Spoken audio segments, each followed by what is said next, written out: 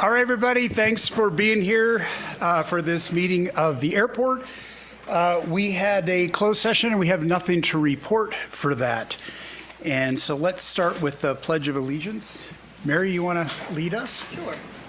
I pledge allegiance to the flag of the United States of America and to the republic for which it stands, one nation, under God, indivisible, with liberty and justice for all. Roll call, please. Director Diamond, Here. Director Hetherington, here. Director Horvath, Here. Director Odette, Here. and Director Rolfe. Here. Do we have any special orders of business tonight? Nothing here. Any modification to the agenda? Staff has none. Nope. All right, let's start public comment period. This is time to come up and have a 3-minute public comment on anything that is not on the rest of the agenda. If you'd like to state your name for the record, that would be great. If you want to make a comment, come on up to the podium. Okay, seeing none, we'll close public comment. And we'll move right into the consent agenda here. Does anybody on the board want to pull any items? I don't want to pull any items. I just want to say thank you to the accounting staff for the monthly service bills and fees. The format is so much better, and thank you for that. And I was about the landing fee and overnight parking. I'm very excited because we'll have actual touch and go information instead of an estimate. We have not had that in the past, and this is very good. So, and other than that, I don't have any other comments. Would make a motion to approve the consent action.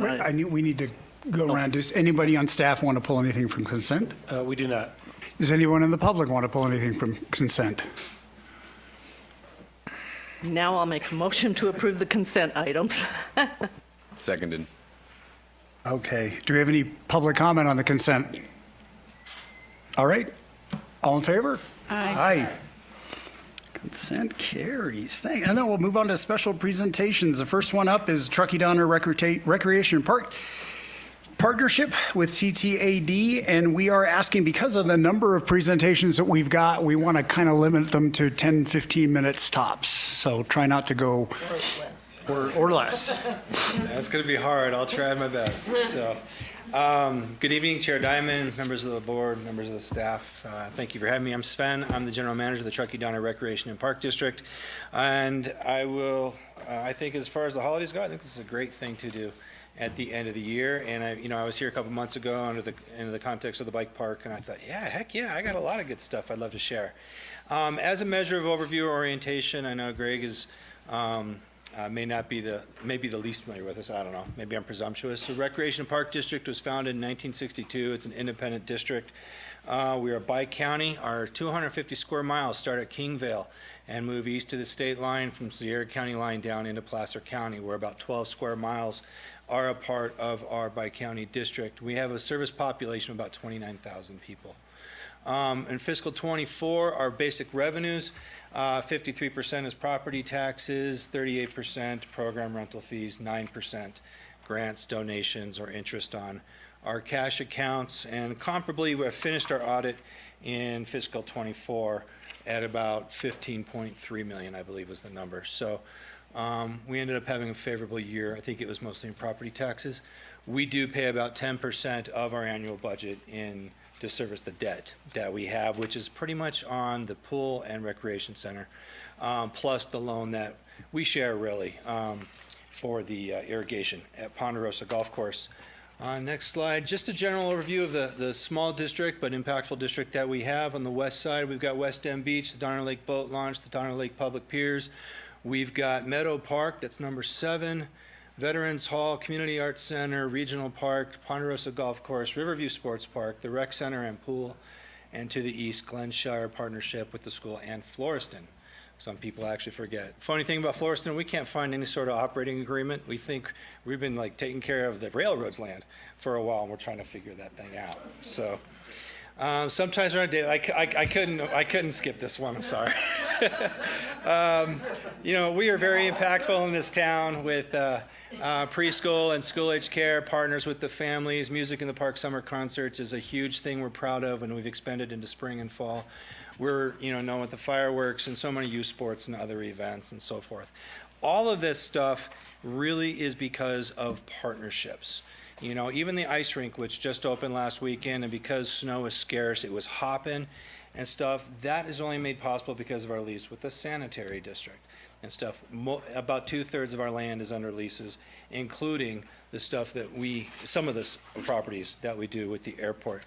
The next slide. So the Ponderosa Golf Course, I think, is probably one of the first great partnership projects to share with you guys with some good news. You may recall that I'm told it was 2008, it's before my time, but the land trust, the town, the airport district, and the Rec and Park district all came together to acquire that from a private owner to prevent it from development. It's in the flight path, and as a recreational and open space piece, it became really important to the community. I believe it is under the airport district's ownership, and it is a lease with us that has us out there as the operator. We worked with you prior to COVID. We used to water this thing by hand. The costs were pretty crazy, especially, and then utilities rise. So our boards and my predecessor, Steve Randall, worked with your board, your staff, in getting an automated irrigation system installed, which has been tremendous. The costs have come down, and I think if you drive by the course on Brockway, you find a sense of pride. It's a beautiful piece of public property out there. Golf rounds have grown substantially. I was able to find today in 2013 to 18, we had in our 5.5 month season, we had about 13,000 rounds of golf that were played. This last summer, we had 20,000. If it feels busy, it's hopping. Part of that is marketing. Part of that is the growth in golf as an outdoor form of recreation. A lot of that is that golfers play for conditions. And that's both maybe a little bit of the inside the clubhouse, but it is the turf, the greens, the boxes. And that's all a direct result in my honest, and I've worked with other golf courses in my career on the result of this irrigation project. It's a tremendous way that we're serving tons of people now with golf, and we have a lot of youth programs at Junior PGA. We have youth golf camps. We work with our joint use agreement with the school district as well for their varsity and junior varsity golf programs. And they host the one cross-country meet out there every September. And that's a really pretty hopping thing that's in demand as a September cross-country sport. Schools from both the Roseville side and the Nevada side come up to run, and they love it. They enjoy it and stuff. And I want to make sure you and the staff know that as airport district board members and staff, it is a benefit to you guys as well to come out and play for free. All of your guests are not for free, but you guys have that benefit, just like the Recreation and Park District staff have. We'd love to have you out and stuff. I'd even like to throw you guys a tournament and see who's the best, but that may not be necessary. So Ponderosa is massive. Ponderosa has been one of our longest pieces, and it's great. The Truckee Bike Park, I don't have to go into a ton of detail. This one started around 2012. I was here a couple months ago working with you on the lease. It's actually 5 acres, not 3. I had a typo there. For the parking lot in the area of the bike park that's at the end of the runway over here. The airport district has contributed several grants over its agency partnership time in those 10 or 12 years that Biking for a Better World was developing it with the Recreation and Park District. Bike park was really fun this year as we brought maintenance in-house. We certainly learned a lot. We found ways we could improve some costs, improve some safety, and even through a really good season-end event. And we're looking at expanding that stuff in the new year to reach more people. Next, we got Rocker Memorial Skate Park. This is a project that you recently have awarded some funds to get underway. Because of permitting lagging, it actually did not get to break ground this calendar 25.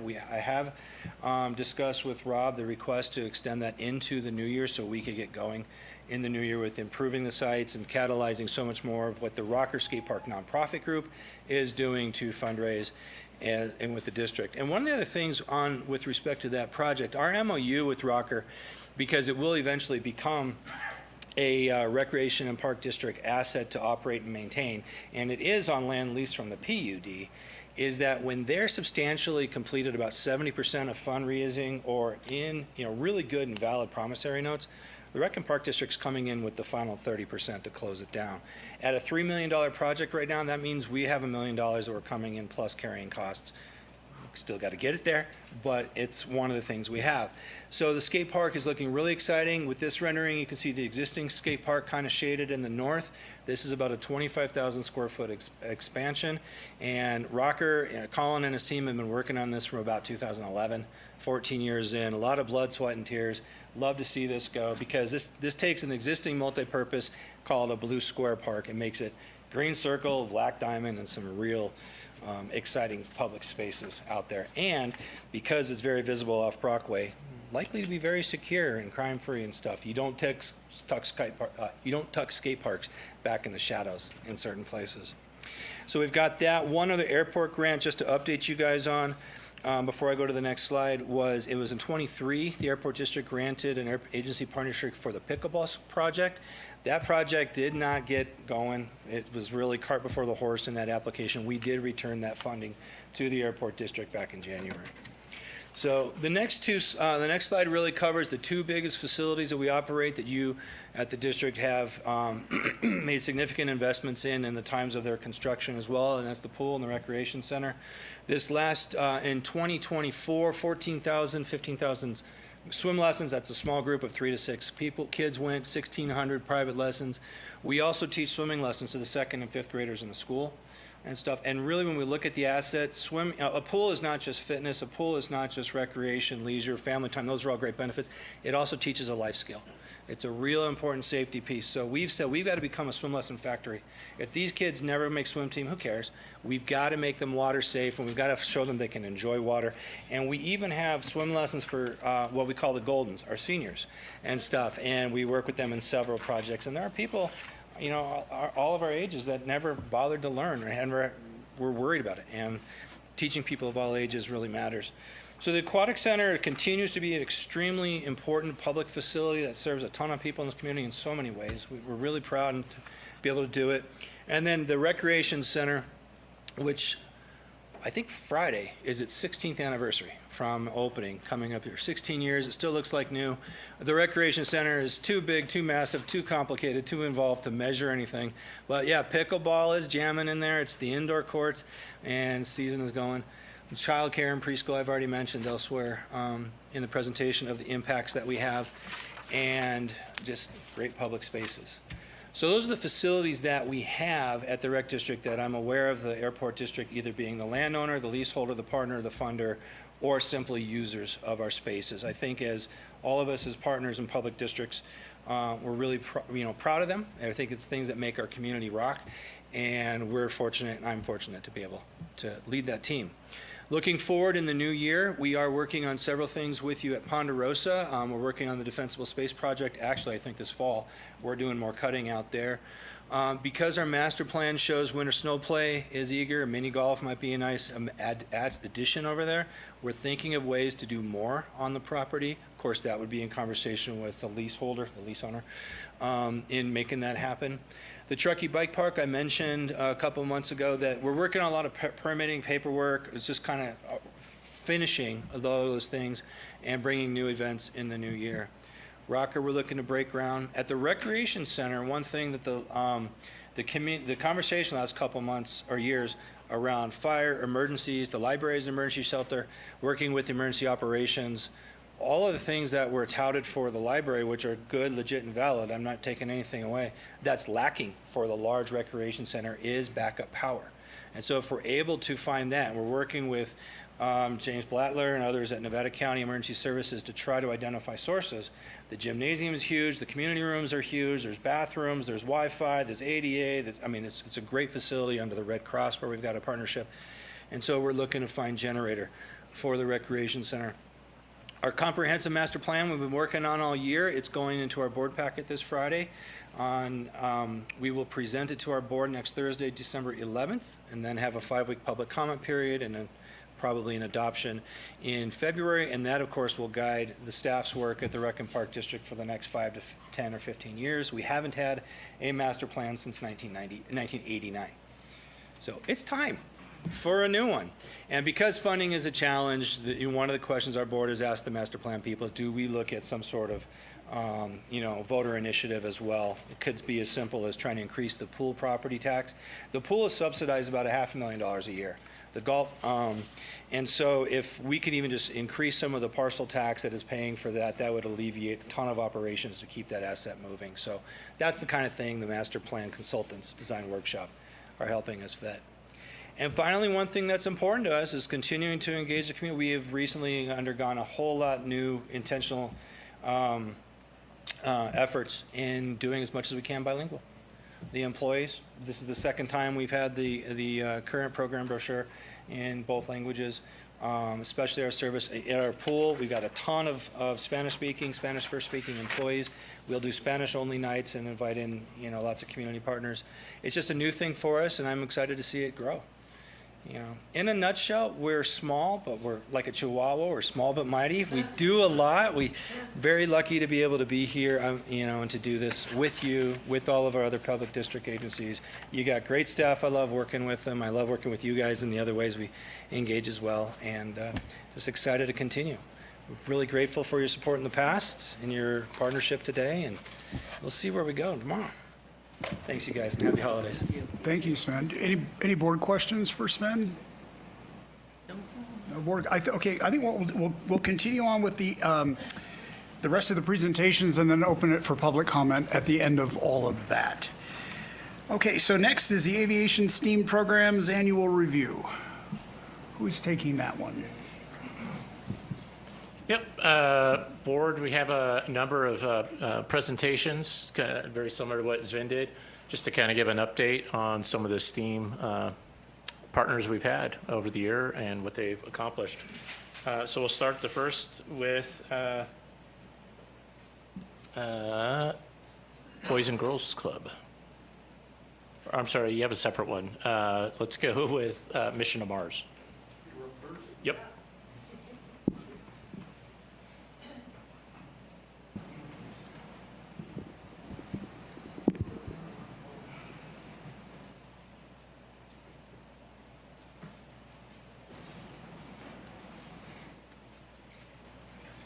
Hi, my name is Ken Aronson, and on behalf of the Mission to Mars Space Camp program, Roland and I want to thank you, the board, and your incredible staff for your continued support while we work with our community on STEAMY STEM.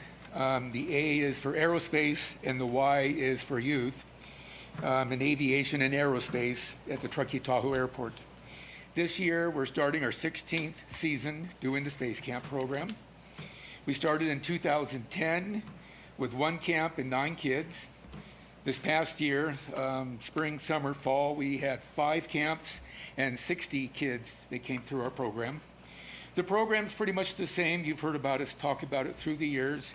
It's 5 days long, 6 hours a day, about 35 hands-on activities promoting aviation and aerospace to the youth of our community.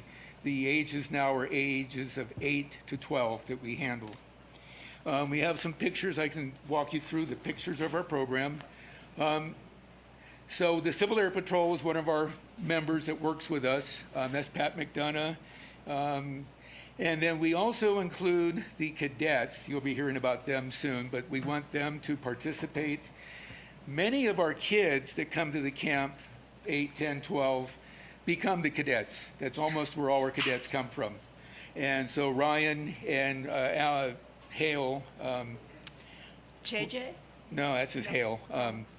But Ryan started at camp when he was about 8 or 9, and now I think he's 13. And he's one of our major cadets, and these guys work very strongly with the kids. It's a good learning program for the cadets to work teaching the younger kids, managing kids, and that such. So again, it's a program working with the Civil Air Patrol. And now, every time we do a camp, we try to get the kids on one of the fancy jets. There's a lot of engineering on the jets. I like the engineering part of it. Some of the kids like to see the flight deck. This past year, because of your programming, the project out here, the jets weren't getting close. So we had a little bit of hard time getting to the jets. But nevertheless, we did find one. Please go back 1 second. When we started the program 15 years ago, we had probably about 5 senior adults that we could call upon to do the camp.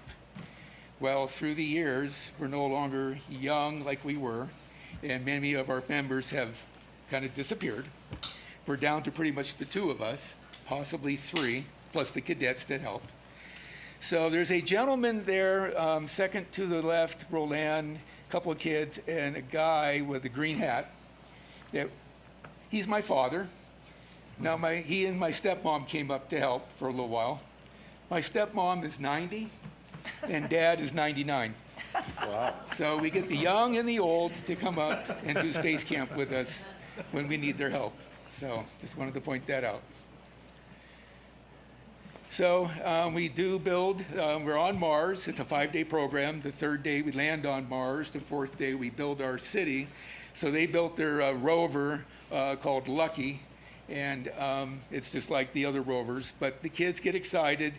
We've been using the EAA building, and the parents can't come down at the end of the camp because the airfield's kind of, I call, closed. So we take a lot of pictures and send them home to the parents so they can show the happy kids what they did during camp. So that's the rover they built. We're on Mars, and we got to eat. We have Martian lettuce, so we have to have a food supply. So they built their hydroponic system that's going to be on Mars. And then, of course, one of our pictures, they build their house, geodesic dome house. And this is in the EAA building. We have in the background, we're going to work on that probably this next year a little bit better. Those are the mountains, the white with the red, are the mountains on Mars.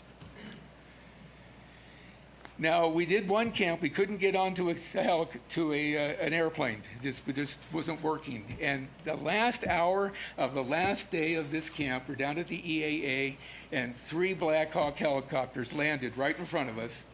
And so the last 15 minutes, we got to tour the I got to thank the service members for their service. We all got to shake their hands. It was a good group. There was a lot of women.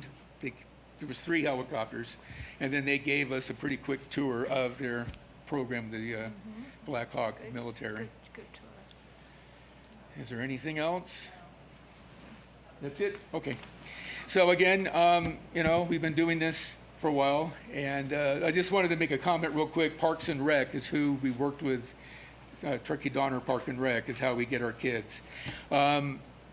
We did one in the spring, we did 5 in the summer and 1 in the fall, and when we advertise, it sells out within probably about 5 minutes, all camps. We had 45 kids on a waiting list to come in, so we're not taking credit. They love the airport. So thank you very much for letting us be here working with our kids. Should be starting up again. You should take credit. So, okay. Any board questions for Ken and Roland? I have one question. What would, if you talk about the waiting list for kids, what would it take to do more of the camps, or to make it so that more could? More people. Yeah. Okay. During the summer, there's probably, I think they have 12 weeks of summer camps. Yeah.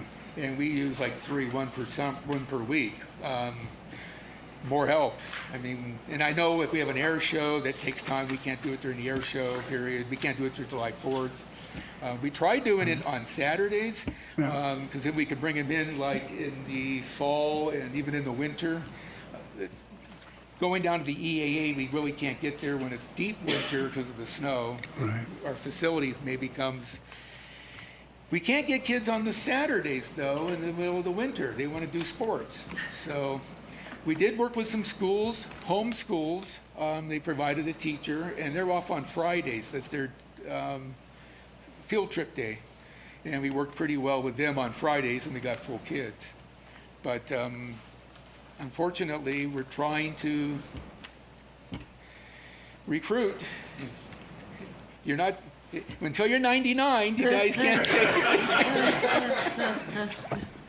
I'll call Dad again. He's going to be 100 in March. So Perfect. yeah, I mean, that's just the way it is. All right. Thank So you.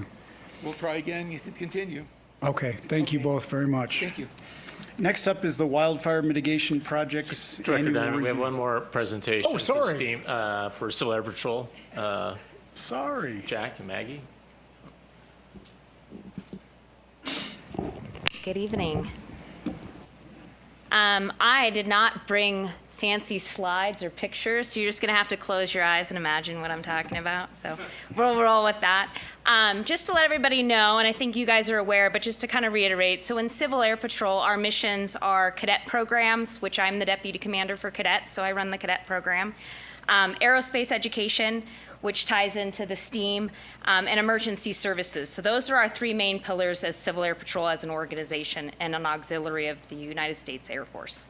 As far as we go to the cadet side, the cadets really focus on four core values in our program.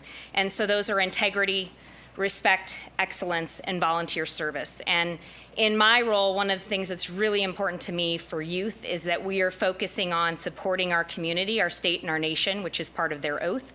And we're doing that using those core values of integrity, respect, and excellence when we serve, and reaching out for opportunities to serve. So I think that's really important to communicate in settings like this, to let our community know that a big part of our mission is to serve, is to volunteer, is to integrate ourselves in our community, because those are really vital ways for young people to develop skills, to develop their leadership, and to be a part of their community. It's so important for that connection and that sense of belonging to where they live, and knowing people. They'll go out and they'll see someone, and there's that connection. That face-to-face time is really valuable, especially this day and age. I have two teenage boys that are both Civil Air Patrol cadets. They're almost 17 and 14, and I am so grateful for many parts of this community, but especially the leadership and the volunteer aspects that Civil Air Patrol has provided has been extremely valuable for them as individuals. And we have a total of 17 cadets right now, which we're always looking for new cadets. So if you know people interested between 12 and 18, we encourage them to come visit us. We meet on Thursdays every week from 6 to 8. So great opportunity if someone is interested. But a big part of what we're doing is trying to develop those young people into tomorrow's leaders and aerospace educators. So I'm going to go over a few cadet things, and I'll probably have Senior Member Jack Ellis, come up and touch bases a little bit more on the emergency services side and disaster relief side. So some of the key things that we have done here at the airport is we collaborated with the airport a couple of years ago to work on getting quality training on security, flight line, and gate access here at the airport to understand what the airport needed, so then we could provide it in places like the EAA Young Eagles program. When we are on the airfield, so we march to the EAA, we use areas, different pads, ramps, different things that the airport has approved for us to, the staff has approved for us to use for marching, for training, all of those kinds of things. So we want to make sure that all of our cadets' safety is number one. They need to know how to use the airport, how to access the airport, how to be responsible when they're in spaces. So Civil Air Patrol, same as the Air Force, we use knock it off. So any cadet, it doesn't matter if it's day one, your perspective, you're informed that knock it off makes everybody stop, and we put safety first. So those are things that are really important, so that when we're working with the public, when we're working in our own unit, whatever that might be, there's that safety component that's always part of our education and training for our young people. So every meeting that we're at, we walk onto some section that's inside gates, and so we're always making sure that that's reiterated to our cadets. We try to hold as many meetings as possible here in the community room. So that gives access for cadets to be here more easily. It gives us more time during our meetings for actual instruction versus marching to and from the EAA. And it also gives access for parents to be able to come and go. When we're down at the EAA, we do have the opportunity to encourage them to follow us down there, drive using all the rules. We go through all the guidance, but then they're kind of stuck there, or they can't get in the gates if we've already gone down. And so this space does give greater accessibility for parents to be able to pop in, see what's going on, encourage them to be a part of the organization more than just a drop-off for your kids to go be at for a couple hours and pick them up at the end of the night. Moving into gratitude for you guys as a board, for the staff that's been outstanding. The collaboration in my 2 years in this role, I can't thank everyone enough for their, connection, approachability, support. There's been so many ways that we've worked together, but I want to highlight a few that I think are really super important. So one of the things that we have been developing and growing more as Civil Air Patrol is a drone program, and it touches both on aerospace education. It also touches on emergency services for drones. And so we have in our wing, and even though we're here in California, we're a part of the Nevada wing. And so in Nevada wing, there's a pretty strong presence of drones in southern Nevada, but there's not a lot in northern Nevada. So our unit has kind of taken the lead for northern Nevada of stressing the growth of drones and drone training. And the cool thing about drones is that you don't have to be 16 or 18. You can be a 12-year-old cadet and get your technician rating to be the visuals for the drone pilots, right? And then you can start training once you have that to become a mission pilot, to get that pilot rating or qualification when you're 16, but you can actually be flying the drones if you have a qualified person standing next to you.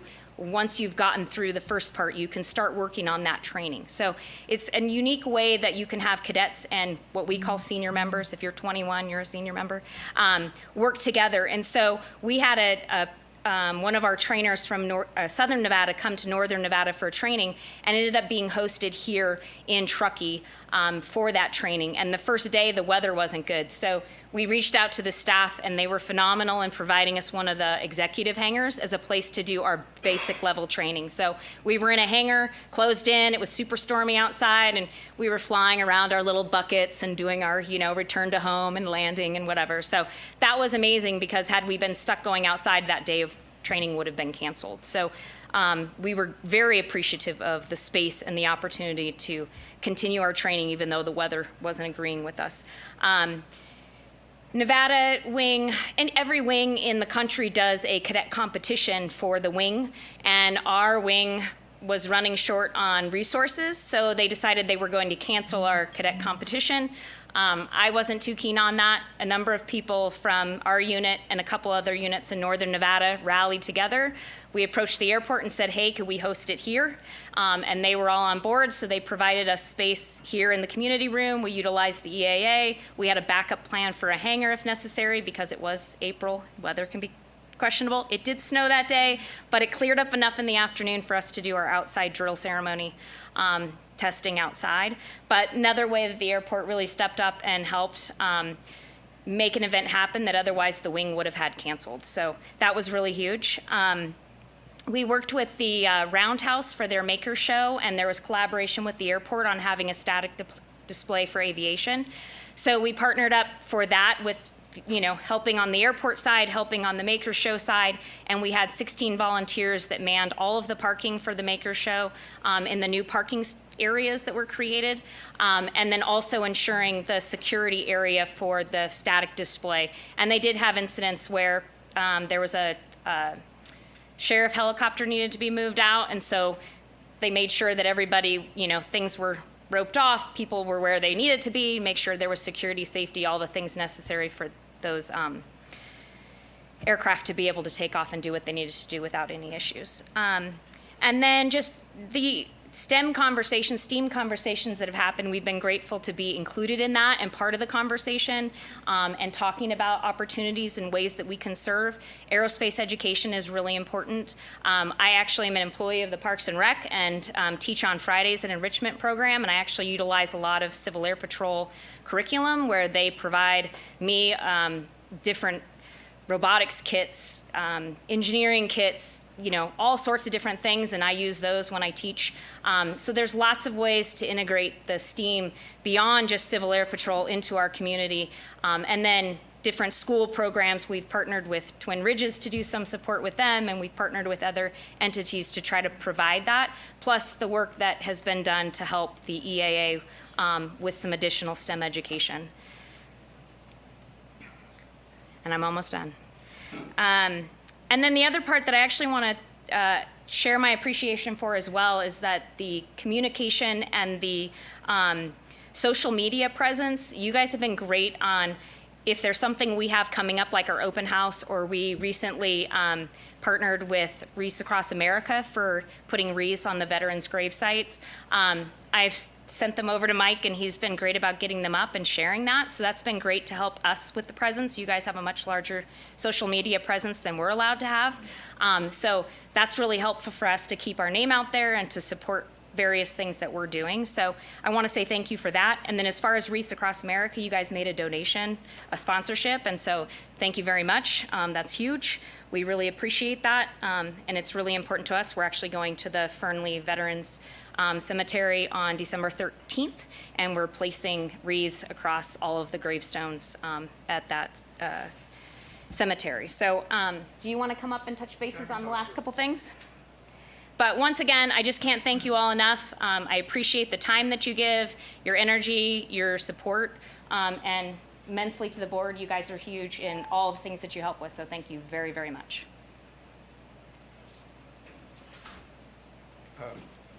So Maggie talked about the cadet program. We have another function two other functions that we stage out of here. One is aerospace education. The Air Force wants us to promote that. I view that as science, math, and technology, because the Air Force wants to make sure that they have a deep pool of resources, both for the things they want to do and for the other things private industry wants to do, so that they're not competing for a small pool of talent. And so in connection with our cadet meetings, and we'd like to do more of this externally, we have some cadets who are earning their rocketry badges. We do low altitude rockets over near the where all the equipment is stored, and we've got a couple of launch sites we use about an hour and a half away from here for higher altitude rockets. One of our cadets is about to get his high-powered rocket license, and those go up not hundreds of feet but thousands of feet.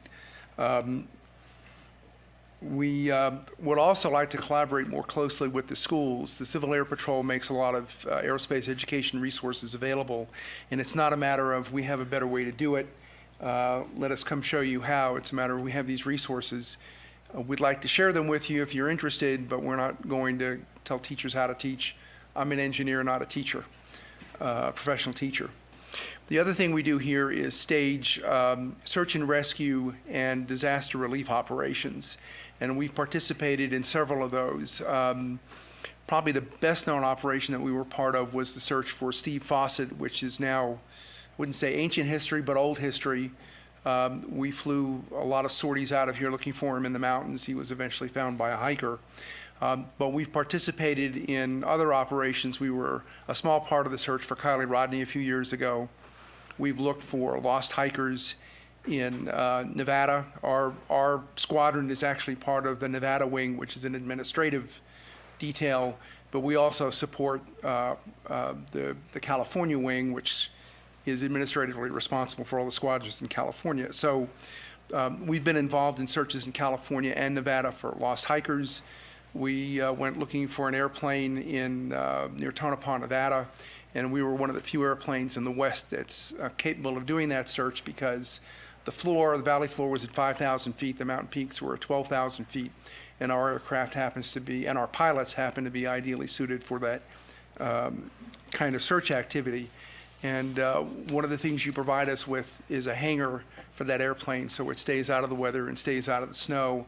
And if we get called on a cold day when there's ice, we get the hangar cleared and we can fly. We don't have to worry about trying to dig the airplane out of the tie down. So we appreciate that very much. Let's see. In another activity that I was telling Director Hetherington about, a few months ago, we got a call that an airplane beacon had gone off somewhere at South Lake Tahoe. And so for those of you who are pilots, you know that that's an ELT, and it's the beacon that goes off if the airplane is involved in an accident or it has a hard landing. And so we were dispatched down there by the California wing, which was administratively responsible to find that. We also support the Air Force. They fly a lot of low-level training missions. You'll see C-130s flying in and out of here.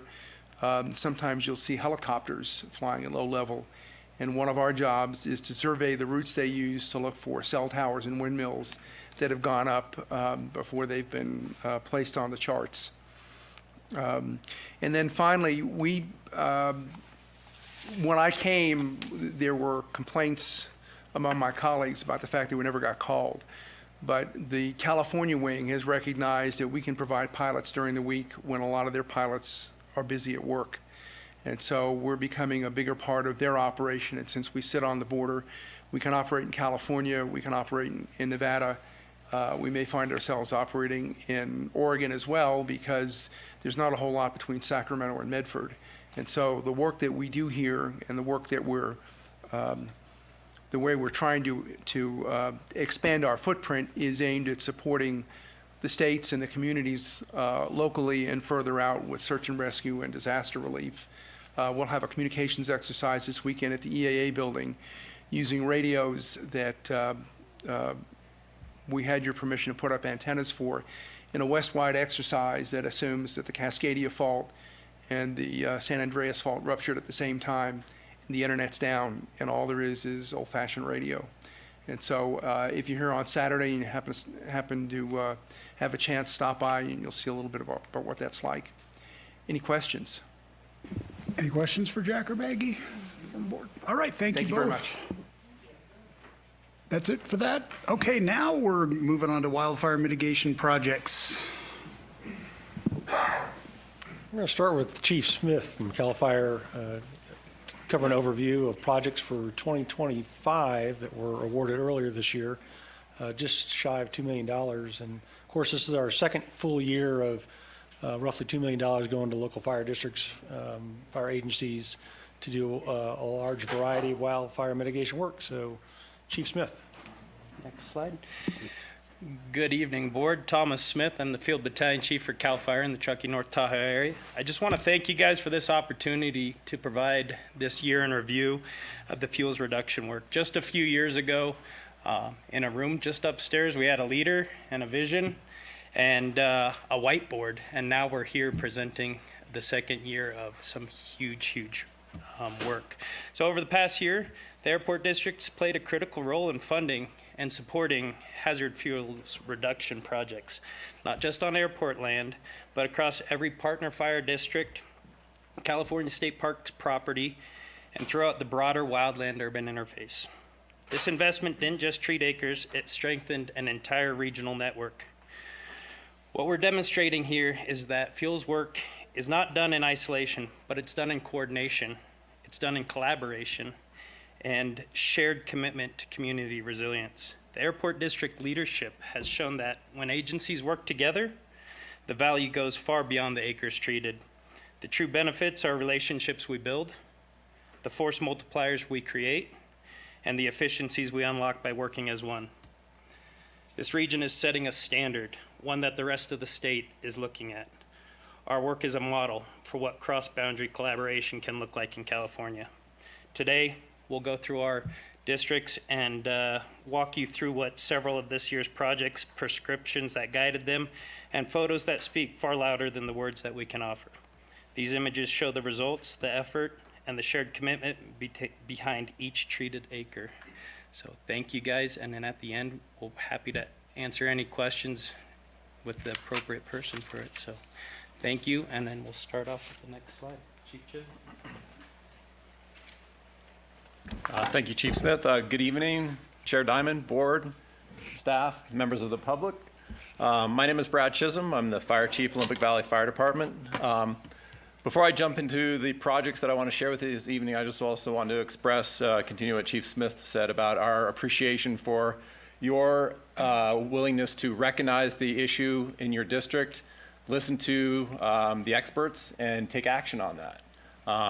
Your funding has made a huge difference in the fuels projects, not only in my district, but in the region. In 2022, we had a community wildfire protection plan that identified 5 places where we had critical fuel loads that needed to be addressed. I will go over 3 of those with you tonight. OV1 on the top has been complete, and OV5 on the bottom is still waiting for funding, so I'll go through OV2, 3, and 4 with you. The map on the left, just give you an idea, just the lay of the land where these are. OV1 is on the top there in the red. That's the one that's complete. OV2 that I'll talk to in more detail is the green just below that. OV3 is just below that in the purple, and that's the area right in the meadow. And then OV4 is the blue area on the left there that also continues around to the yellow and then comes back to the yellow kind of in the bottom middle of the picture as well. Oh, thank you. Well, I think that's all I need it for. So next slide, please. So OV2, so this is what we call the North Slope fuel break. It sits in, as you saw on that previous map, it sits just below that North Ridge. This is 84 acres, privately held land. It's steep terrain, limited access. It's a little bit tricky, but it's going to get in there with mechanized thinning and some masticating. This project was awarded last month, with implementation expected next summer and probably completion next fall. I'm excited for that because it's going to complement OV1 on the top, and then as you'll see on the next slides, OV4, one of our other projects. So next slide, please. So OV3, this is the evacuation route. It also addresses the health of the meadow and that riparian area supporting that. This one's interesting. It's our smallest project by far, but it's taken us by far the longest too. It's only 3 acres. The reason it's taken 3 years is because the conditions in the meadow had to be just right. And to get in there and do the project just right per prescription, it required mechanical equipment to get in there. So it had to be large tread machinery to do that. We had some heavy winters, we had some late winters, we had some late springs. So we were able to complete it just about 6 weeks ago. I don't know if any of you have been in the valley since, but you cannot miss it. So what's really interesting to see is the top left there. Top left, so this picture was taken in the 70s. You can see the vehicle that kind of expresses that. This was taken earlier this summer, so that's a few years later. And then this is what it looked like when we were done. So a lot similar to what it was before. This one has been, it was interesting. This taught us some lessons on community education and kind of getting the word out and doing a lot of before and after and projection type of pictures. We did a lot of post-education in some of our board meetings because there were some members of the community that were taken by surprise. But after we educated them, we brought our forester in to talk more detail about it. And once we did that, they were at ease and very supportive of the project. The next slide, please. So this is the OV4 project. We call this a buffer. So this is the one that we kind of went on a belt around the blue that you saw earlier and then yellow and then came back around. It's a 150-foot deep fuel break. And the real idea of this is to complement the efforts that are made by the individuals in their defensible space work, tie this into those projects, and then tie this into some of our bigger projects. And then, as Thomas Smith mentioned, the collaboration coordination with bigger projects, that's going to tie into the 5 Creek projects north of Olympic Valley, as well as the Alpine Meadows project that's going on in Bear Creek. So tie those all in together. It's just really a whole regional effort that ties it all in together. This one is, we split this into 2 phases. The phase 1 was completed a couple months ago. Phase 2 is underway now with completion expected in a couple weeks, but by the very end would be the end of this month. That's about all I have to share with you. The only thing I'd want to conclude with is, as I was sitting here listening to the other speakers, I couldn't help but to read your mission statement on the wall. And the last part of it says, invest in opportunities that increase community safety and provide sustained benefit. So often, mission statements and vision statements are words on a wall. But in this case, that doesn't seem to be it. And you guys are supportive in meeting that mission statement. And we greatly appreciate that. So thanks very much again. And look forward to presenting to you again. Thanks.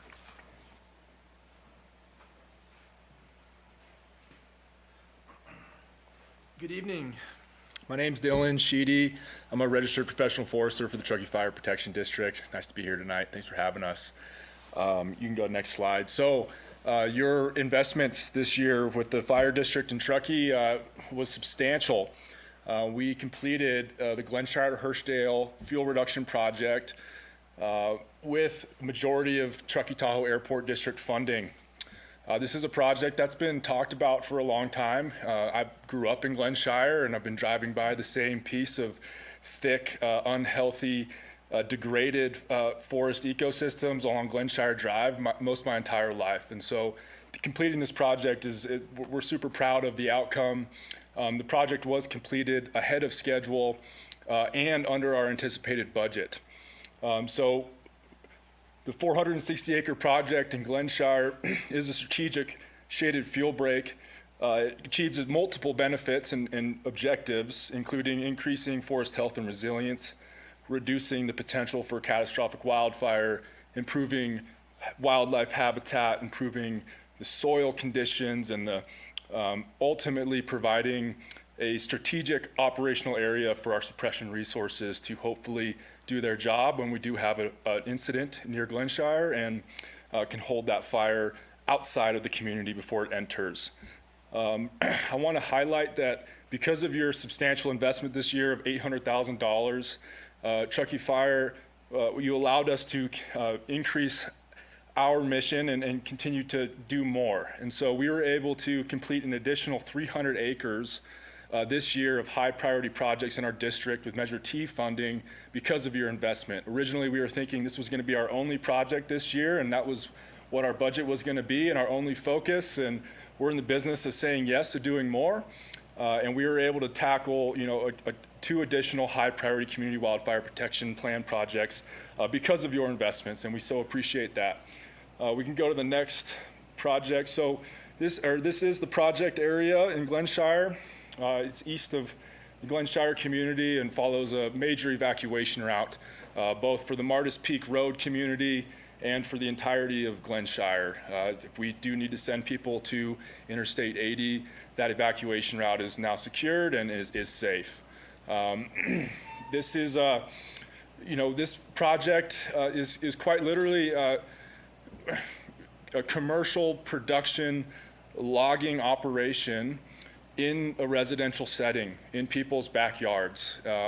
And we were anticipating quite a bit of community outcry, and was preparing myself to take some heat, but ultimately this project was met with overwhelming support from the entire community. Everybody that I have spoken to overwhelmingly is very happy with the product. We were in and out of this area very quickly. The area to the south is known as Canyon Springs, which is a very popular recreational area for pretty much the entire community of Glenshire. People walk their dogs and recreate out there every single day. So it was impactful for the community, but ultimately our contractor, Sierra Valley Enterprises, completed this 460-acre project in 50 operational days. So we were in and out of there very quickly. We were driving log trucks through residential neighborhoods.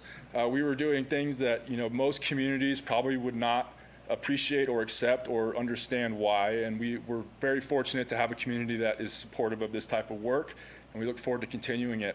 We can go to the next slide and see some pictures here of this work. Oh, there's some roadside stuff on Glenshire Drive. I encourage anybody, if you're driving home from Reno or driving to Reno, take a drive through Glenshire and check it out.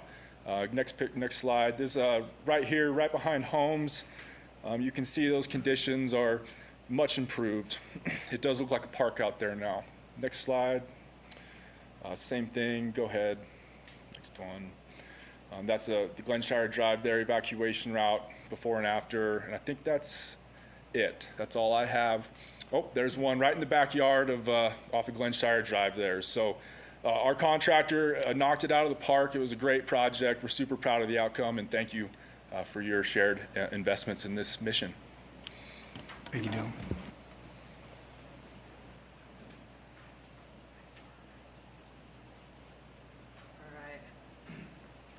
Board, thank you for having us. I'm April Shackelford. I'm the Forest Fuels Manager with North Tahoe Fire. Again, just extended appreciation for the funding, and as Dylan mentioned, it just helps other money go further as well. So, yeah, we were allotted $400,000 back in 2024 for the River Road project. And then, we have another kind of $20,000 we're planning on using on public outreach, fire adapted community pieces.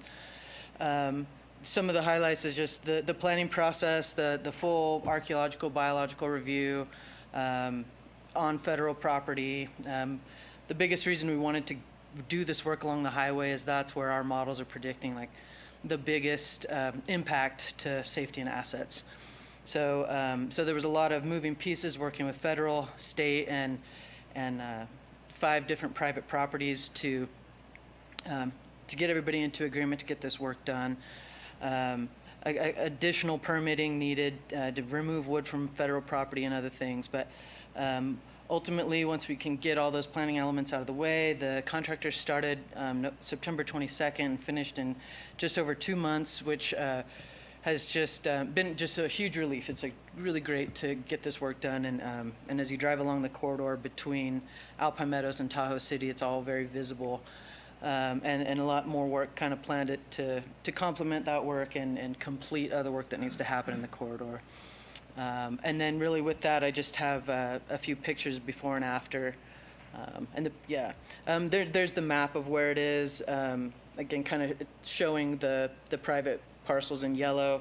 The brown are CTC or Conservancy property, and then federal. And there's 2 or 3 NEPA documents in place that allow this work to get started. The darker green patch there is a planned Forest Service treatment. So this project married right up to their boundaries, just making for that completion in the future. And then the next slide will show some of these pictures. To my knowledge, there hasn't been a treatment in that corridor forever. So we're just looking at forest characteristics that have missed, 6 to 8 fire return intervals, and and doing this work as a surrogate to what natural fire would do. So I feel like the pictures are really impressive. I just provided, I think, 4 or 5 here. There's one of the private properties that we got into an agreement with, and they're all really happy. And then I do kind of a partnership of like, you get your defensible space work done, and we'll treat all the rest of this property. So they were all really, really happy. I mean, you can't even see the house on that picture before. So and just a lot of other ones. I mean, we're selecting out. There's beautiful old trees in the corridor, a lot of western white pines, and kind of some higher elevation species that aren't necessarily super common, but are just magnificent trees. So the trees are singing, as I would like to say. So they're already really happy, and then once we burn piles, it like even more. And then this was kind of a neat spot. So one of the delays was getting into a partnership with the Conservancy, and so this is a spot where I was waiting on their approval. And so we have Forest Service on the left, where they kind of started this whole thing, and then CTC on the right, and that is a section of the Tahoe Rim Trail.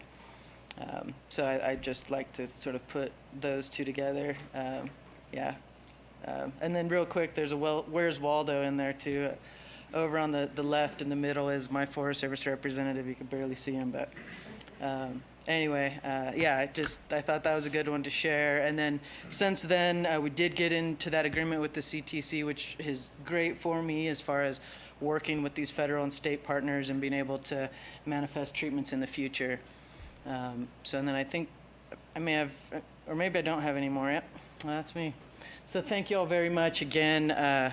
Really glad to get this treatment on the ground and improve the safety for all of us. So nice work, y'all. Thanks, April. All right, thank you all.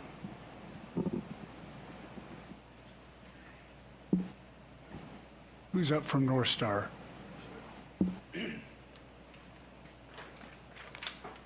Hi, I'm Joe Barron, Forester for North Star Fire Department, and we're going to do our presentation. What I wanted to touch up on is we had the previous project that had funding for, we just finished it this year, so just wanted to brush a few things on that. The QR code, if you have time and the availability to scan that QR code, there's a Esri story map presentation on there that shows that project from start to end, and you can get some good summary and examples. So if you have the time, please do that. Brief summary of that was the Western Boundary Project and the North Star Evacuation Project. And It was 197 acres total, and it was forest restoration, focused on treating North Star's western boundary, as you see on the left. And like I say, Highlands View Road, which was 1.5 miles of evacuation route. The evacuation route on the eastern boundary, we don't have funding mechanisms to treat that, and it helped evacuate our upper portion of the district. So that was grateful to get that finally done and alleviated, and we think we have it in a good stat. The western boundary on the left side, that's our most statistical vulnerability area, and so funding for that was great. And Chief Smith was gracious to provide a lot of crews to help burn many burn piles over in that area. So if we could go to the slides, please. Oh, this is a summary of the project area. As you can see, it was $440,000. And we're pretty proud. For 197 acres, we averaged a little over 2,200 an acre to treat that. So that was pretty fulfilling to meet that obligation. So these are some of the pictures you'll see from the western boundary. A lot of it is the brush component, high flammable understory vegetation, and thinning the forest canopy where appropriate. Here's another example. This was all pine-dominated forest on that side, had a lot of dwarf mistletoe, and like I say, the flammable brush unit that was reduced to reduce probability for ladder fuel carrying into the forest canopy. This was the evacuation route on the eastern portion of the project, and again, it was to get 300 feet of a buffer zone, 150 feet from center line on each side, and so we made a significant fuel break to allow people from the upper portion of the district to get down towards Highway 267. This is after we finished the 2025 project, we went straight into the 2025-2026 project, and 111 acre forest restoration project, and it treated North Star's our eastern boundary, and then you can see the central part of our district boundary.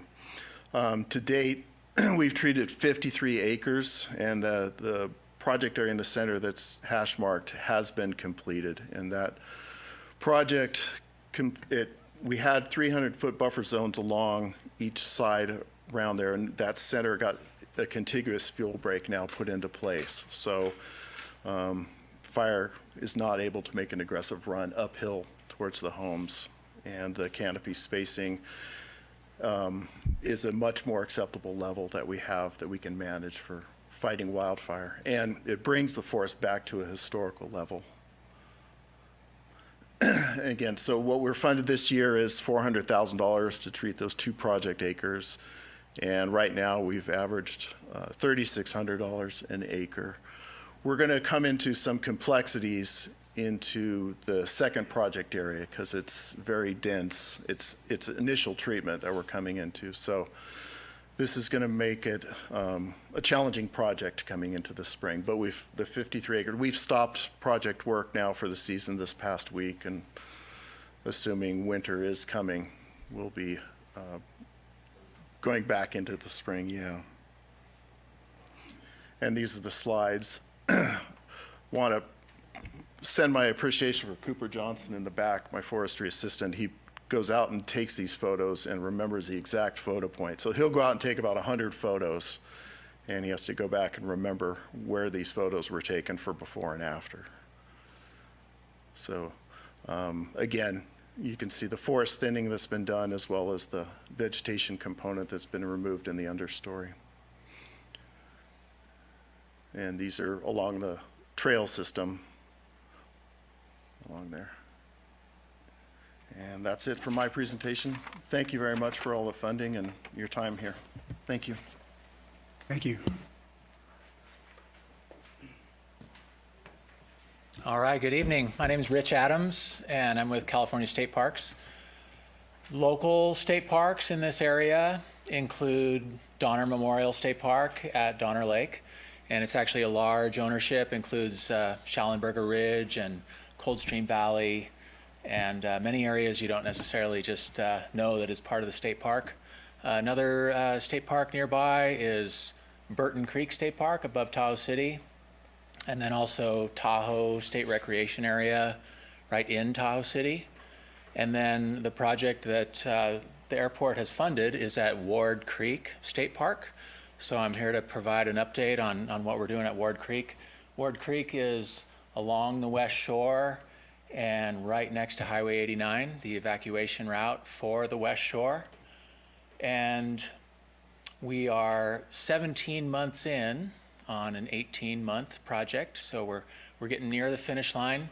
This was one of the initial projects that was funded by the board, and thank you so much for that. So in 2024, we contracted the hand crew thinning on 133 acres.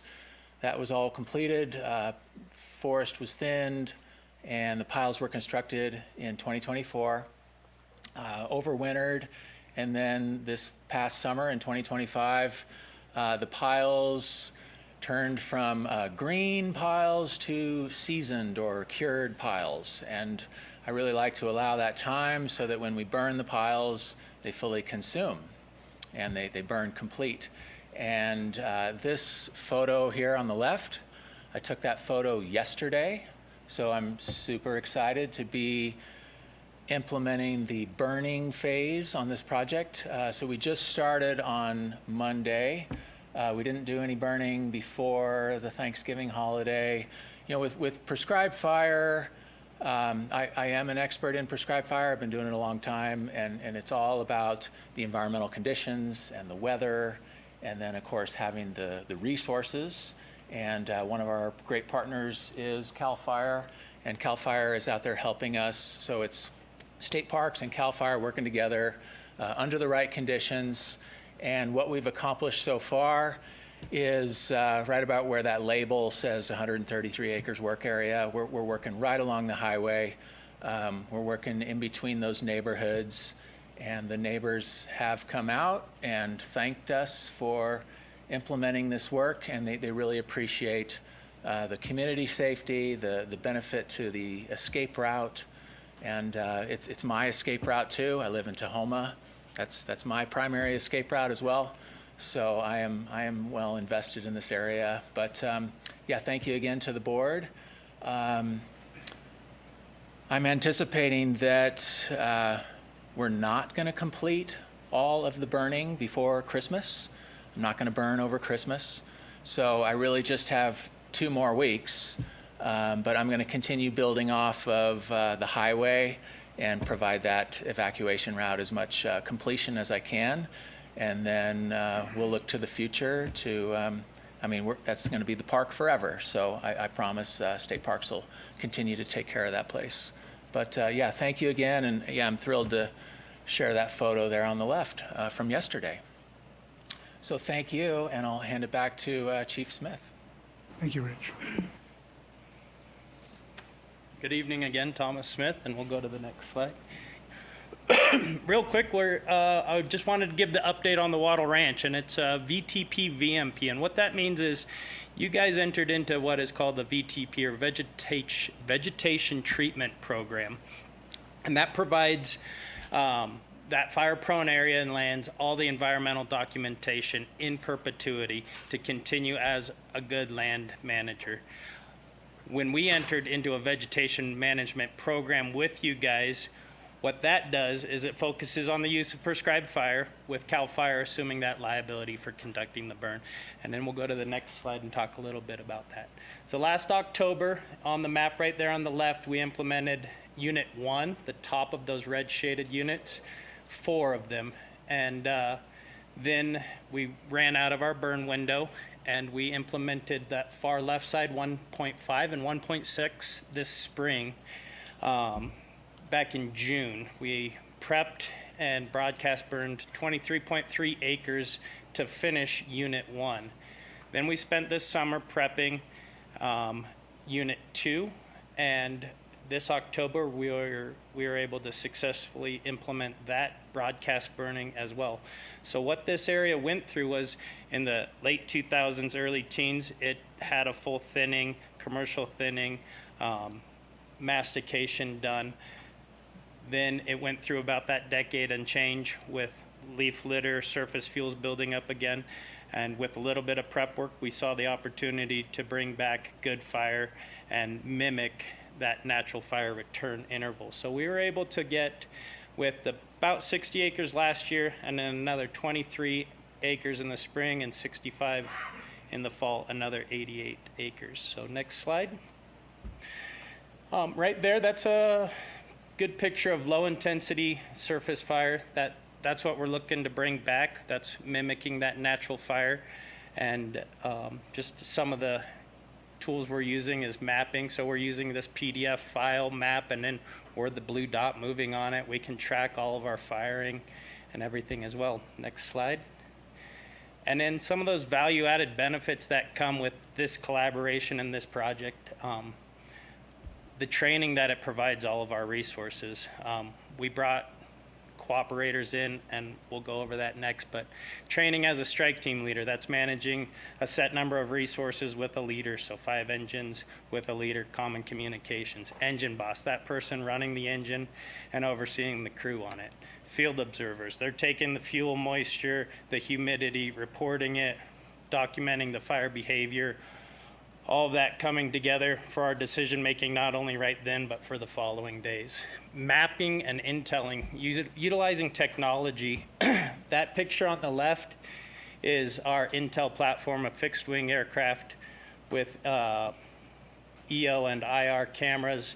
And that was able to provide all the heat signature from the previous day.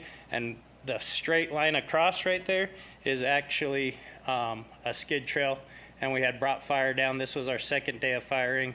And they came through and they were able to give us full motion video, live footage, and confirm and validate everything that we were doing. This is the East Fork of the Martis Creek, show that it was holding. And this is very similar to what we'd be doing on an extended attack fire as well. Again, the firing operations that we get to implement and apply in prescribed fire, teach our firefighters how to implement it on a large scale, rapidly expanding incident as well.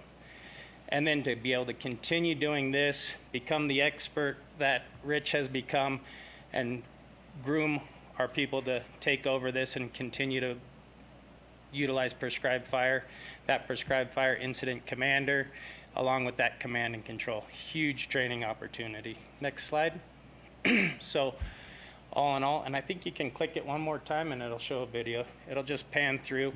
You can see that that's all surface fuel fire that consume the surface fuels. The trees do have some scorch that should be natural, that is expected in a healthy forest, but the canopy and the crown is still green. So those cooperators and partners, obviously you guys as the airport district, North Tahoe Fire Protection provided engines and employees for learning and assisting. North Tahoe Douglas Fire Protection District out of Nevada came out, again, in that training opportunity. Our SAC Communications collaborated with your guys' PIOs, and we were able to push very good messaging, making sure the community was understanding what was going on. I talked about the full motion video and infrared products by our Intel platform. And then, again, the collaboration and relationships that we have to foster. Air quality, prescribed fire in the Martis Valley is challenging. Any prescribed fire produces smoke. We all know the basin and the Martis Valley is a bowl, smoke settles. Working with air quality, and then working with Cindy Gustafson, our District 5 County Supervisor, who came out and supported us as well. It was excellent. So, next slide. From all of us, you guys are welcome to stand up as well. A huge thank you to you guys, all the effort from you guys as well. It couldn't have been done. We've had a huge, huge stride with tens, hundreds, and even thousands of treated acres because of this effort. So thank you all very much, and I'll give it a round of applause. Directors, I'll open it for some questions. Yeah, any questions on this side? Greg? No question, just Comments? thank you for taking care of our land that we have the privilege of living in. Yeah, thank you. Kat? I echo Greg. Thank you. It's amazing what you've done. The collaborative aspect and the agency interaction is tremendous. And like think you said at the beginning, other areas in the state maybe are looking at this as a model, and that's pretty exciting. Good job. Thank you. Appreciate you guys. I wanted to say thanks, Chief Chisholm, for looking at that and recognizing that being part of our mission statement, because I love that part of the mission statement and the fact that we can point to examples of actually doing that. And I'm also excited, as Mary brought up, like in the last few months, it seems like we've heard about new partnerships with Nevada County, new partnership most recently with the hospital district. Great to see them engaging on this level. And if this is setting any kind of trend toward doing this, that's fantastic, because I do remember when we had our first meeting and Chief McKechnie was in there, Teresa was there, and we were talking about, could we do this? And I'm paraphrasing, but it was something like, "Man, you realize how much work there is to do?" And we just said, like, well, let's get started with it. And so I think it's snowballed, and that's been great. So thanks to all of you for all the work that you've put into this. It's, as a resident of the region and also director on this board, I really appreciate it very much. Do we have any public comment on the fire district thing? I'm just kidding, because it was a big thing, so. I have one question. Can you come up here? Yeah. So my only question is, I've been hunting for a fir for my house for Christmas, and I can't find one in the woods because it's too clean. Do you guys have any recommendations on where to go Christmas tree hunting? Because we have been skunked a few times out there now. I got a beautiful white fir right past Stampede. Okay, that's right. I went out there last night. Recreation.gov, Tahoe National. We looked at some pictures of all the areas. But it looks great out there. Everybody appreciates what you guys are doing. No one's going to give away their stash. Okay. All right. All right. Let's move on to the Boys and Girls Club presentation.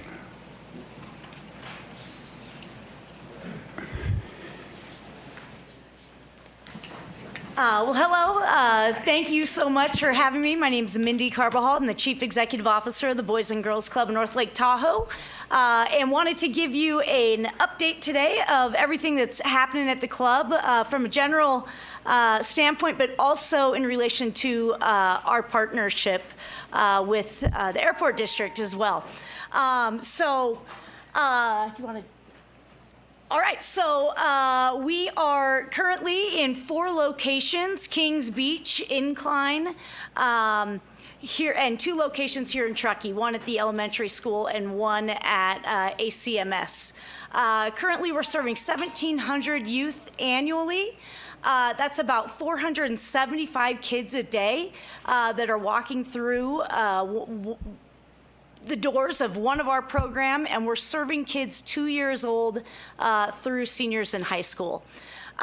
We serve about 62,000 meals a year annually. That's dinner every day for any kid that enters our program, and as well as breakfast, lunch, snack during the summer months.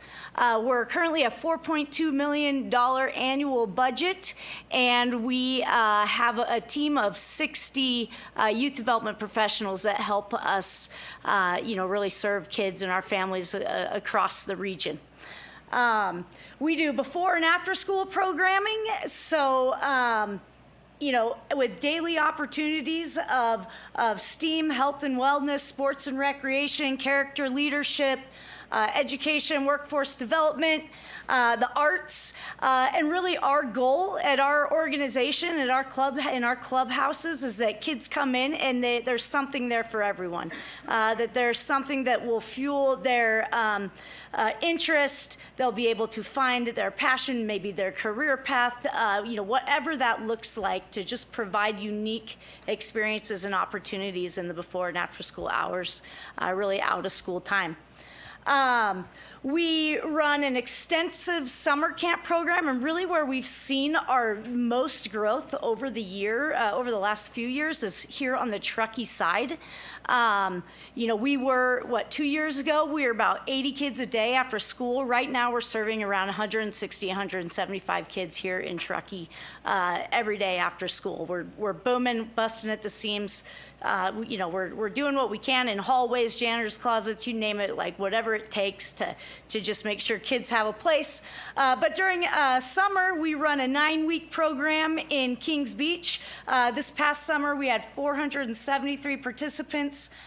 7 weeks in Truckee, we had 390 participants. It includes meals, it includes field trips, beach days, transportation. We have a lot of partners that help us make that possible. During the summer month, I should say this, overall, our scholarship, we scholarship 45% throughout the year, but in the summer, about 67% of our kids are accessing a scholarship to attend our program. And a majority of those kids are coming for free and not having to pay a dime to get these opportunities. We also run specialty camps. You can see up there all the variety of camps that we're providing. Our STEAM-specific camps, which we had 109 participants in, offered on in both locations, Kings Beach, Truckee, also Incline. We had 109 participants in Layer Robotics, our Creators Camp, and Aviation Camp, which some of those days happen here at the airport, and is always just a really great experience for our kids. We do offer specialty programs, musical theater. It's probably the program nationally that we are known for. Our mountain sports programming, we've got tons of kids up on mountains, mountain biking, skiing, snowboarding. And then our youth sports leagues, and then our Youth of the Year program, which is our scholarship program, of which this past year we distributed $12,000 in funds to our graduating seniors. Let's see. We also do community events and support various community events in the region. Those are just a few of them. Just kind of an idea of what we've got going on. And then to talk more specifically about our partnership that's, I think we are in our 10th year with Truckee Tahoe Airport District. And what I would want to add is that from what we do, your partnership has provided us the ability to do it. And that's really in the staffing that it supports. There's nothing more important to our program and to our kids and to our families than the consistency of the people who show up for them every day. And that's our staff. And this partnership has provided that, where our kids know who's coming in and who's planning those activities and providing them those opportunities, and seeing where the sway of interests go, and helping our kids, find that path. And this partnership in particular has been just instrumental in helping us stabilize that for many years. As I mentioned, over 45% of our kids annually are scholarshiped. They're paying nothing to access these programs. I don't know that that's possible in a lot of different in a lot of different regions, where kids have access and families that they're not paying extra for, that they're not paying these, huge fees to have experiences that all kids should have. And so, in particular, what we've been, what this partnership has provided is 2 full-time STEAM coordinators on the Kings Beach site, the Truckee site, daily after-school programming. So those 1,700 kids that we serve a year, every single one of them, the 475 kids that pass through our door, every single one of them are getting those experiences and that direct lesson planning and, pieces every day. They don't have to do it every day, but it's an option, and it's a popular option. We have STEAM-specific summer camps, especially those specialty camps, we have it in our general programming, but also kids who have a special interest in robotics, who are specifically interested or who just want to try it. We provide that opportunity for families to try it at a very low entry fee, right? We've been supporting separate efforts from the airport district with Challenger field trips, trips to UNR Planetarium for our staff, our STEAM staff, to work on your behalf and go into classrooms for the, and do all the pre-work and help TTUSD, one of our largest partners, with that pre-trip work. And then event support when needed, and specialty STEM family dinner nights like our Lego robotics competitions and e-gaming and so on. So our focus moving forward, and we do have a proposal there this evening for your review for an extension of this partnership, and I certainly hope that you would consider that. Our focus moving forward is enhanced STEAM curriculum, as well as continuing to keep our technology updated and current and relevant to what our kids' interests are and where STEAM programming is going. On-site support for the Truckee Tahoe Airport District. We have been talking with staff about the on-site things that are happening here and how we can continue to support those things whatever that may look like, and would be most helpful, as well as community engagement and outreach. But we certainly have been, this relationship has been so important to our kids and our families over the many years, the 10 years of its existence. And, can't thank you enough for your support for our kids. So thank you. Thank you, Mindy. Any questions from Mindy? No questions? All right. Thanks, Mindy. Before we go on to the Brown Act updates, because I'm guessing, To say something to Mindy. I was going to just open it to public comment for all of this stuff. Okay. Do you want to so we come? have like questions, and then we have. Oh, that's, I was just asking if you had a question. Sorry. I didn't have a question. Oh, go for it then. Okay. Sorry. It's okay.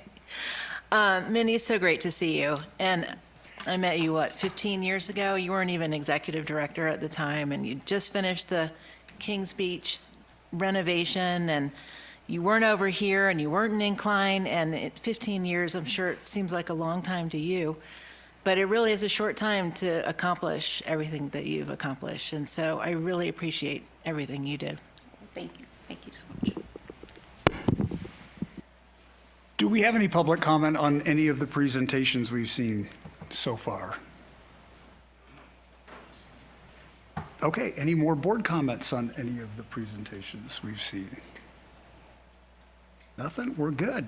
All right, thank you all for that. Very much, thanks. So let's move on to presentation. Item number 10, the Brown Act updates. I'm guessing, Brent, that's you. That's me, and very exciting topic. Oh, sorry. Out of practice. It's good. I just want to say it's good to be back here and see everybody, a lot of you that I know. And while Josh is on vacation, he asked me to step in. So the agenda, those are the 5 slides we're going to see. You can go to the next one. The background is there's a lot of updates and changes to the Brown Act. Some of the updates are if a board member wanted to waive their right to notice to a special meeting, they had to send that notice by telegraph. And so I'm sure all of you know right where to go to send a telegraph, and the staff knows where to pick up that telegraph. So that's a great example of some of the common sense updates that they've made. There's really 3, and I'm not going to be following this as much. I have my own presentation. There's three parts to SB 707. The first is the first part is whether it is an eligible legislative body, which is here. And number 4 is large special districts, which is entirely in a county with a population of 600,000 or more, and the special district has over 200 full-time equivalent employees, or just 1,000 full-time employees with an annual revenue of over $400 million, and over 200 full-time equivalent employees. So we are exempt from being an eligible legislative body. Next slide. These are some of the rules for the eligible legislative bodies, which is a lot of outreach. If the population, at least 20% of the population does not speak English very well, you have to translate the agenda, allow for additional participation. There's a lot of outreach required, but once again, we're not eligible, which is a good thing. Next slide.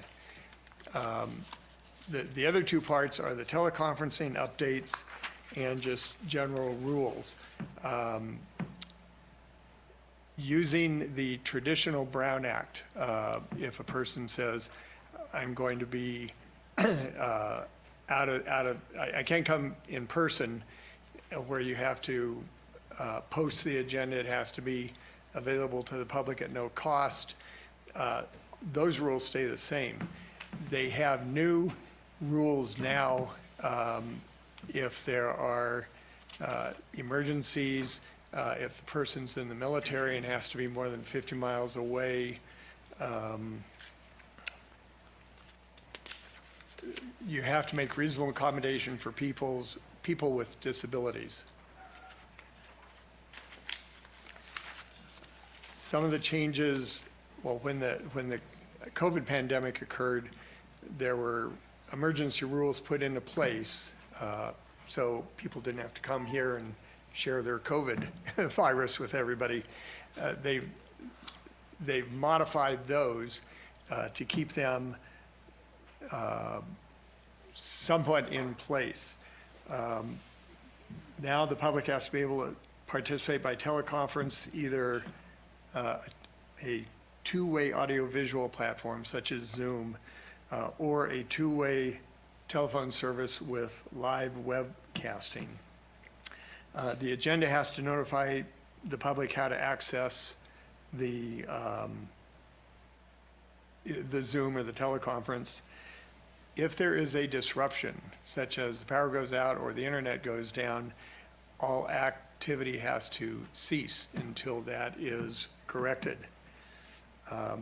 It used to be comments had to be submitted, I believe it was 48 hours ahead of time. Now comments can be made at the, live at the meeting. And once again, you have to allow the public time to speak. If there is somebody appearing remotely through one of the newer items of the military or emergency or medical reasons, the meeting minutes have to state the names of the members who attended via teleconference. Let's see, before any action is taken, the teleconference has to identify whether there's over anyone 18 in the room with the remote person. And they have to the agency has to identify and provide a list of potential meeting locations for conducting the meetings.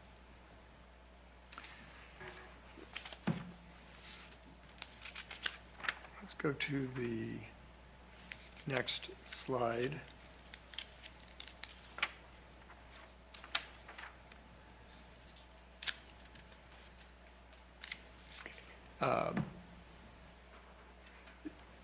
It used to be that, and I'm not sure why this was required or put in. It used to be, the Brown Act said that an agency could provide a copy of the Brown Act to members of the legislative body. Now it's required. I'm not sure if that was necessary, but it's there.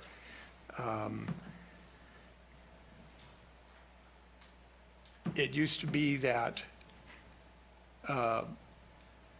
members of the appointed legislative body could impose harsher restrictions. All of the Brown Act, that's the floor, not the ceiling. So if you have appointed bodies, such as what ACAT used to be, that would apply to them. It used to be that only special districts or any public agency that had a website was required to post the agenda on their website. Now it's required for everybody. So now every special district has to have a website and post those things. The social media rules, once again, it's not changed, but if any of you are on, say, Facebook or Instagram or something like that, you cannot use that to communicate. Everybody can be on the same page, and I don't do any of that, so. But if one person posts a comment, I think that's, a member of the public says, oh, why don't you do this? And one member says, that's a great idea. None of the other members can comment. They can't even put up a thumbs up or smiley face emoji, because that would be seen as communicating, outside of a properly noticed meeting. Next slide. Any questions? Any questions over here for Brent? Mary? Kat? Nope. Greg? Questions, thank you. Okay. I just have a question about, when there was, in there was differences with regard to the, making something available through like the Zoom kind of concept. Was that also just to eligible districts, or does that apply to us as well? That applies to all districts. So that was for all districts. So in theory, we have to now we have to go back to providing a hybrid meeting, Zoom and in person? Right, but I mean, my understanding is that you've been doing that. I mean, at least on the agenda, doesn't it say that there's, it's available via live streaming, and then this. But it's not, but we're not doing the bidirectional. Oh, okay. Yeah, so now it has to be open for members of the public to comment. Okay. And actually, one other item that it also involves the First Amendment about disruption of meetings. Obviously, people are entitled to give their opinion whether you like it or not. But if they take action that's disruptive to the meeting, there are procedures to silence them. You can have them muted so they can still watch the meeting, but they can't continue their diatribe. Understood. Okay. And just, that's not if they're saying you guys are all idiots, you don't know what you're doing. It's, some of the cases more recently have been people making anti-Semitic comments when members of the board. On this presentation. Nope. Nothing more from the board? We're good? All right. Thanks, Brent. Appreciate that. Does anybody need a break before we move on to action? Sure. Always a good idea. All right, let's take 5 minutes and then we'll move on to the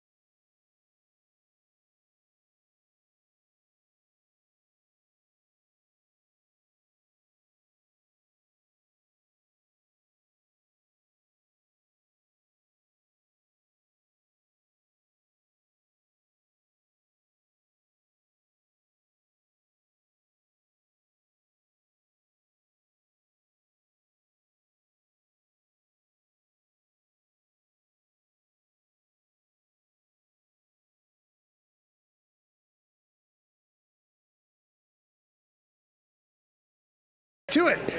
Item number 11, Boys and Girls Club of North Lake Tahoe Service Contract Renewal. Who's taking that?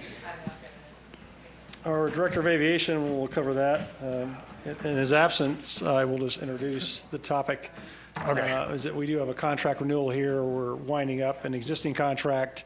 There's a staff report in the board packet, and I don't know if you would like to make any further presentation on the contract renewal, or if there's questions on the staff report. Are there questions from the board? Not this one, but yeah, thank you. Yeah.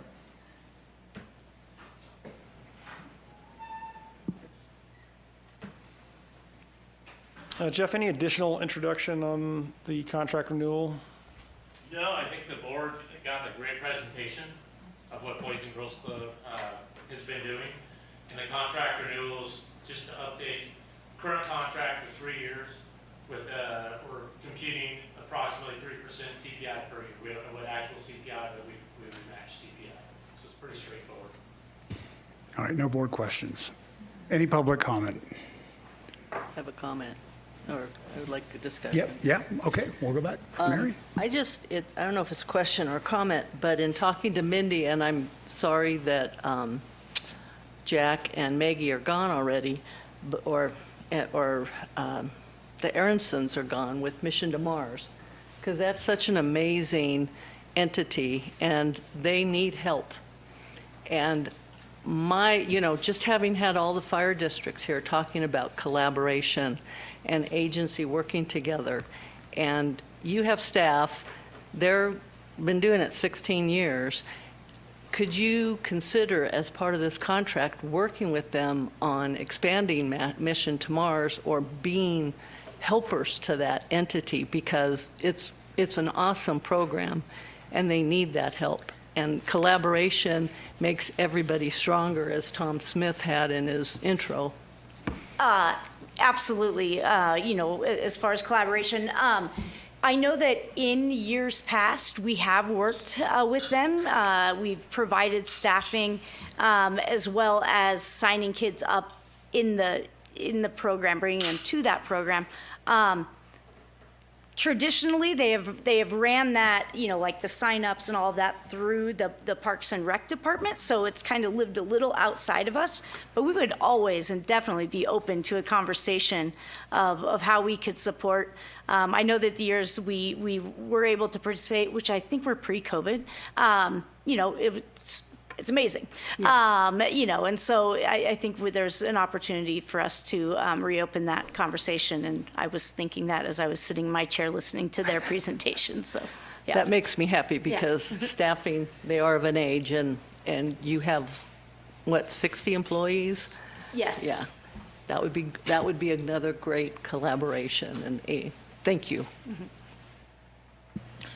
When you do on-site activities on the airport site, how do you get the kids here? We provide the transportation. We have a fleet of Suburbans and 15 passenger vans. So we either are transporting them in ourselves. We also have a partnership with North Star, where they provide busing as well during our summer camp period. So it really just depends how many kids we're trying to move. Any questions? Teresa?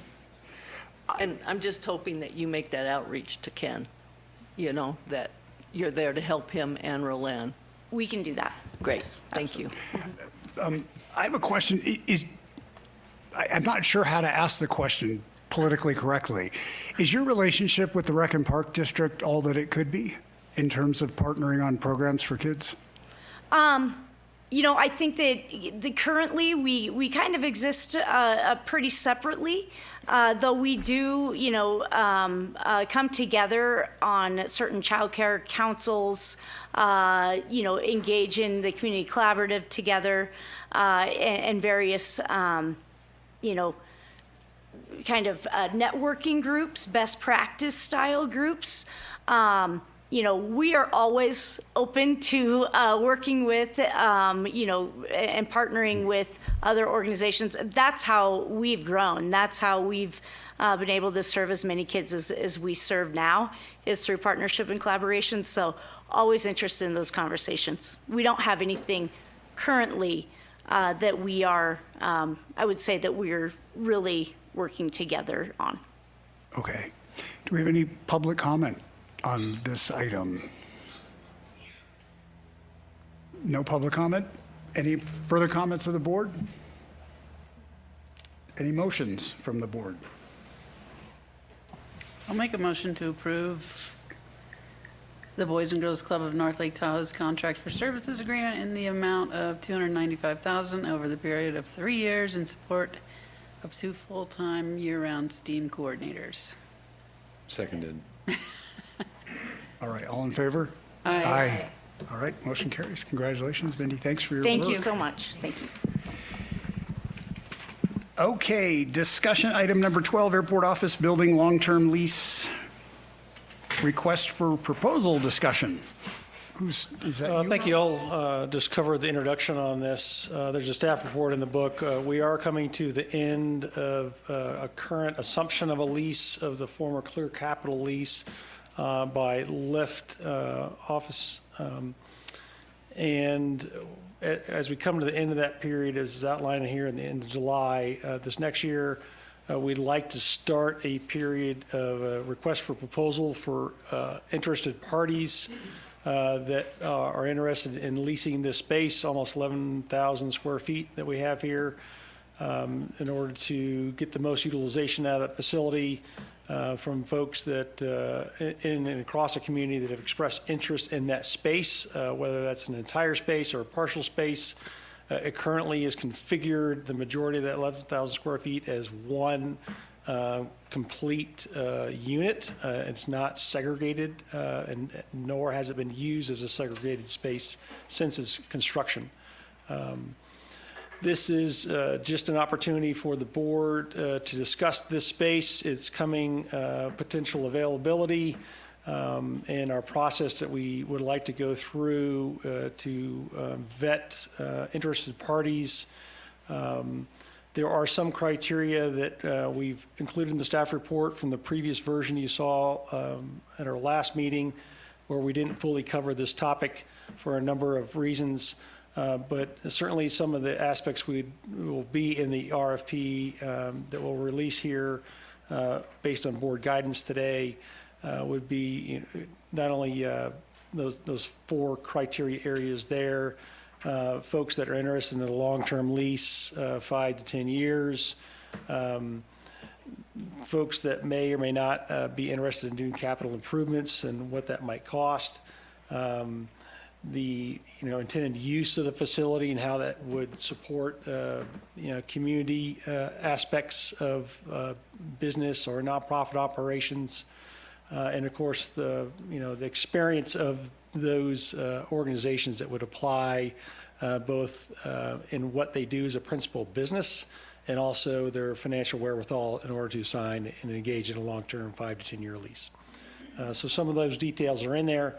I'll stop there and take questions from the board and adjust our RFP based on the board's desires of what you would like to see in there and what we're looking for going forward. Teresa, any questions? Yeah. I think my question is for Brent, actually. Do we have to do an RFP?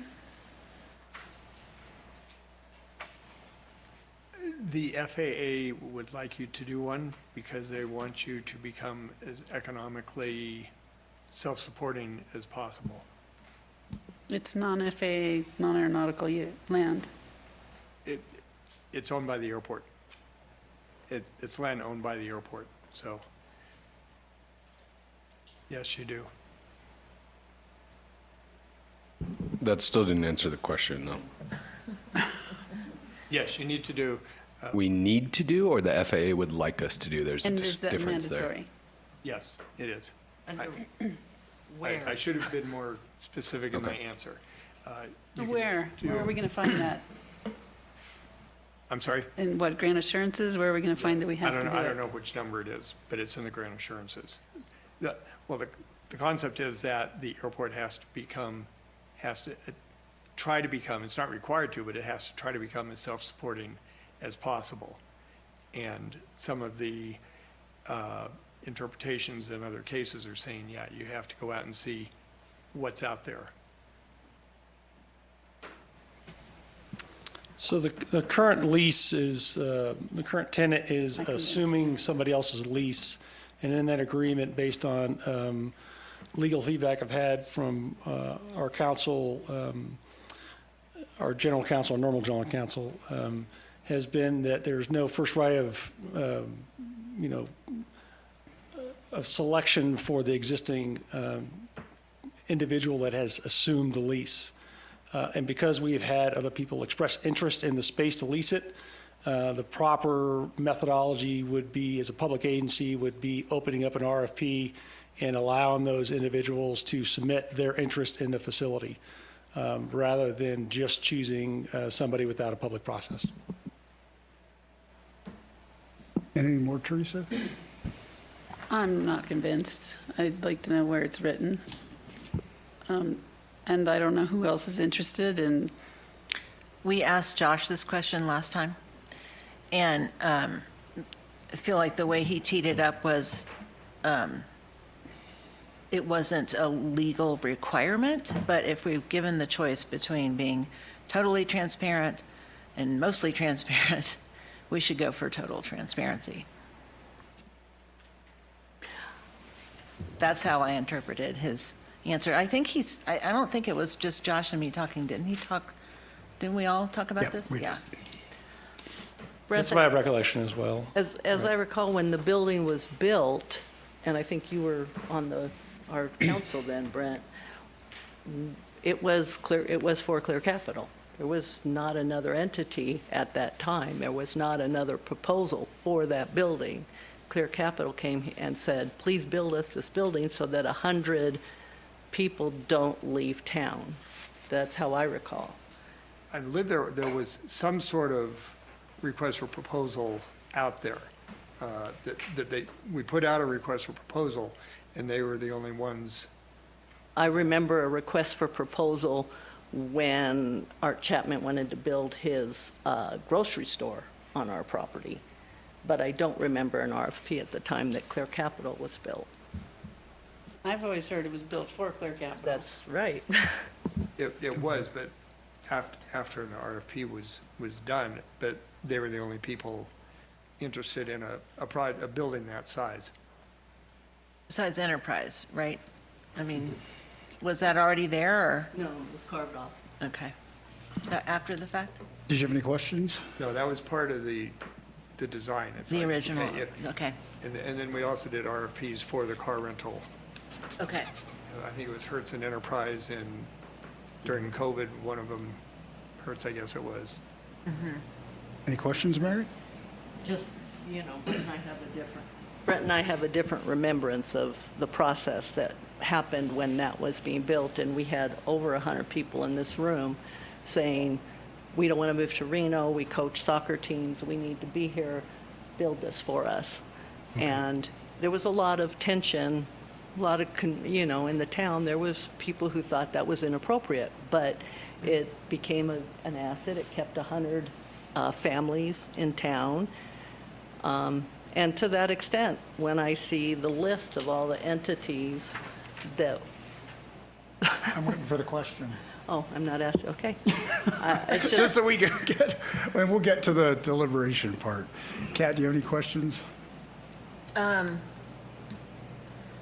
No, not really. I guess I don't know. I was a little confused by the staff report. I wasn't exactly sure what we were being asked to do, but yeah, no, I'm good. That's a legit question. Well,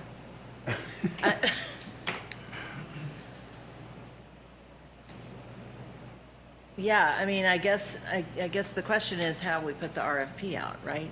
I mean, but couldn't we just put out an RFP and not specify?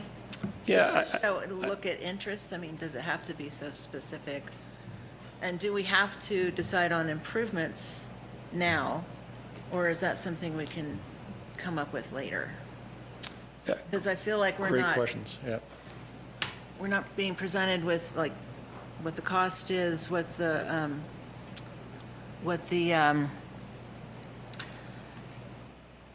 Missing a lot of information. yeah, thank you. Yeah, we're missing a lot of the information. displacement of the people who are trying to work there right now. How long is that going to take? What's the time? I mean, we're missing a lot of information. Yeah. Yeah, I think broadly, the board has expressed interest in any long-term leases to have a role in the process and not just have a staff product delivered with final recommendations. So with that in mind, we are bringing this to you as a discussion item to seek your input on any specific guidance in order to develop and draft that RFP. We don't have the RFP here for you today. We have elements of it that are included in the staff report, looking for the board's guidance on, hey, we really, does the board only want one tenant? Are you interested in entertaining all who reply that could segregate the space into multiple spaces? Do you not care? And we just would like to see all the people who reply. We certainly don't necessarily need to agree to any tenant improvements at this stage in the matter, unless the board has strong opinions like you're not going to invest any additional dollars in this facility. That would be good guidance to draft in the RFP. So I think if those answer your questions, Kat, I think that's the kind of feedback we're looking for here today. Okay. Before we release an RFP. If they're strong, my preference is open an RFP with as broad as possible to invite people to apply to interest in the building that we may not even be thinking of, that other folks may be thinking of. For use of that facility. So not constraining as much as possible would be my staff recommendation in this going in to this process. Okay. Anything else? No. Greg, any questions? Yeah, a few. The line that jumped out on me on this is why does Lyft not have the first right of refusal on this? That seems like pretty standard lease terms. That's an existing agreement that was an assumption of existing lease, and that was agreed upon by Clear Capital, the airport, and Lyft at the time of Lyft assuming the agreement. So the lease technically is with Clear Capital. Lyft is subletting the very end of that. So Clear Capital has the right of refusal, not Lyft. Okay. So technically, the lease we have right now, if Lyft walked out and said we're out tonight, Clear Capital is going to pay the rent. So Clear Capital is still on the hook. That's who is the holder of the lease. So at this point, it's just a matter of fact, it's the existing document in place. Yeah. Yeah. It just feels like an important technicality. The reason is because the FAA, and I'm not sure the numbers because it's been several years, but I believe it's 10 years or 15 years, something like that, that they don't want airport property leased to one entity for longer than like 10 years or something. And that's why we had to put the limit of 10 years on it, because the FAA, once again, wants airports to go out and look to see what's out there. I want to make sure I'm understanding you correctly. So even Clear Capital, you're saying that even Clear Capital wouldn't have the right of first refusal, or you're saying? Correct. But you just told me that they would have it in this case if they were still the tenant. I'm getting conflicting information here. Yeah, I would defer back to the existing documents in place now. It's part of the board packet.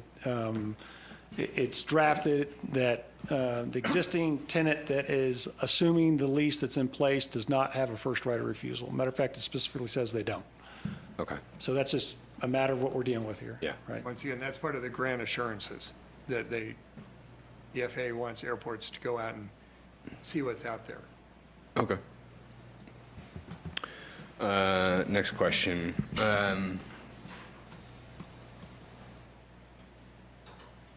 What risk does the district take on if we do not put this out to RFP?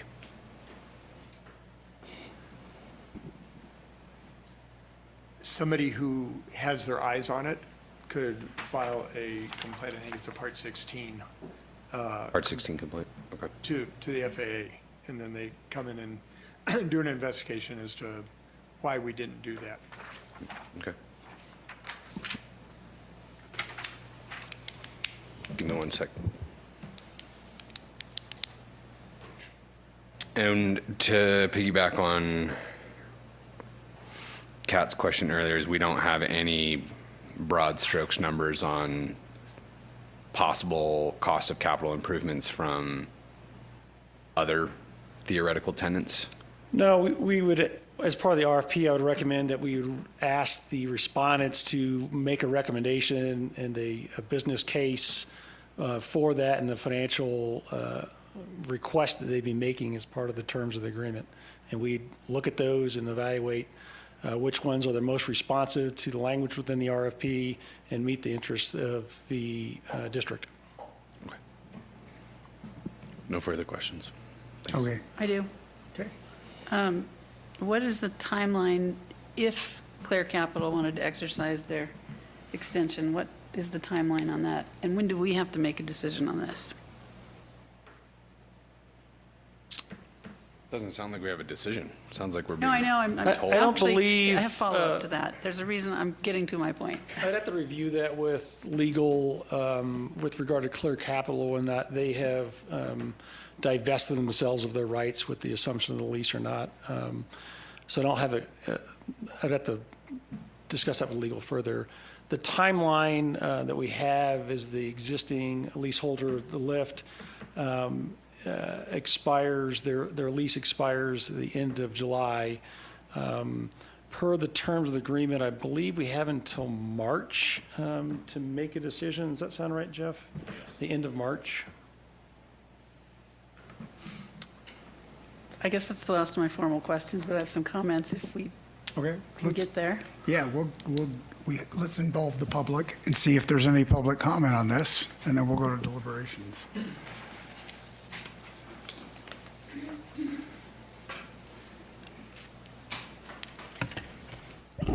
Good evening, Chair and board members. My name is Connie Galippi. I'm the general manager at the Lift, and I've been a full-time resident in Truckee and property owner for nearly 10 years. I serve on several nonprofit boards here in town, including the Lift Truckee Foundation and the Sierra Business Council. Before joining the Lyft team, I incubated and grew a global nonprofit out of the former Lyft location and attended a lot of Lyft events. As a resident member and community participant, I've long seen the enormous benefits of the Lyft that is provided to local businesses, nonprofits, and entrepreneurs, which I was. And wanting to contribute more locally, I was looking for a way to engage after working internationally. I wanted to engage more locally here, and this job fit the bill.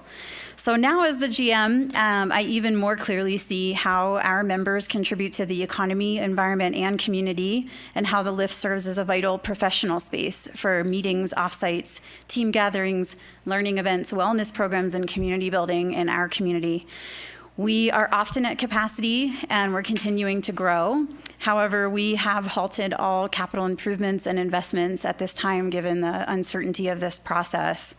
With no other viable location of 11,000 square foot building in this area, this stalls our ability to recruit any new members and frankly puts my job and our whole team's jobs at risk in addition to all the businesses and nonprofits that operate out of the Lyft. An efficient lease renewal is critical, not just to our small business, but to all the residents, local residents and organizations that rely on us on a daily basis. In a community where it's already challenging to live and work locally, the stability of our local economy is essential. The Lyft plays a key role in diversifying our economy beyond seasonal tourism and supporting a sustainable year-round community. Our proposed tenant improvements would further that mission by creating small, affordable private offices for local businesses, nonprofits, and entrepreneurs. We receive regular inquiries, including, for example, the Sierra Business Council was looking for space this year, which we were not able to provide. These improvements would meet a community need, but also increase the value, usable square footage, and long-term versatility of the airport office building. If an RFP process is required, efficiency is vital for the sustainability of our business and the community that we serve. I respectfully ask that you consider the diverse and far-reaching services that the LIFT provides when providing direction on this RFP. Thank you. Thanks, Connie.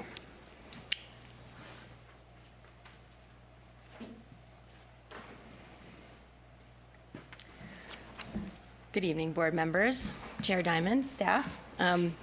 Thank you for hearing my comments on behalf of the LIFT this evening. My name is Lisa Holen, and my husband, Jan, is, of course, the face of the LIFT and has really put his heart and soul into building the LIFT community in support of the broader Truckee community at large. But it is also a family business. Our teenage son works there. I support from behind the scenes, and the LIFT supports our family living in Truckee. And we believe in it so much that when we moved in, our family personally guaranteed $700,000 against the lease. That's how much you can imagine the dinner conversations about that. So it's not unusual for me to run into people around town who tell me what a useful resource the LIFT is and how much they appreciate it. I personally volunteer on 2 nonprofit organizations, among many others in our community, who the LIFT supports with free access to professional workspace and boardrooms and meeting areas and that kind of thing. I hesitate to call the LIFT a business because it genuinely is a labor of love to support our community. But at the end of the day, it has to be a financially viable business as well. And we need to be investing in and growing the LIFT, not downsizing.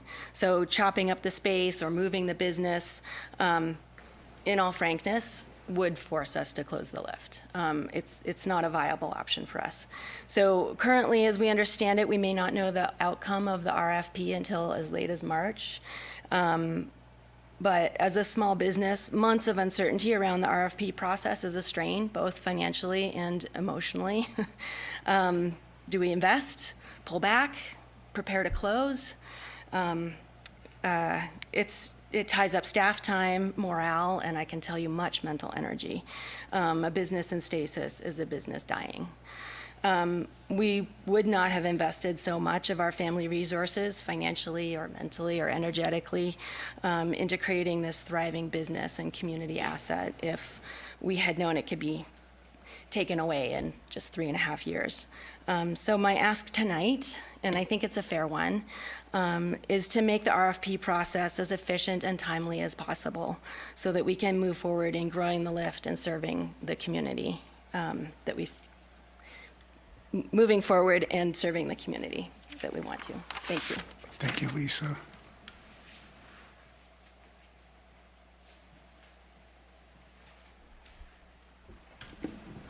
Chair Diamond, Airport Board members, staff, I know you all serve because you care for the community, and I appreciate your fiduciary responsibility as board members.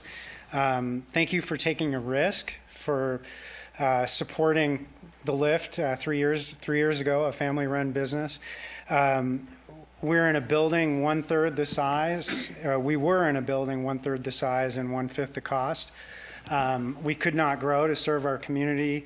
Our sales at the time would not cover the cost of rent for this building, let alone the cost of running it. So it seemed like a stretch, and admittedly it was.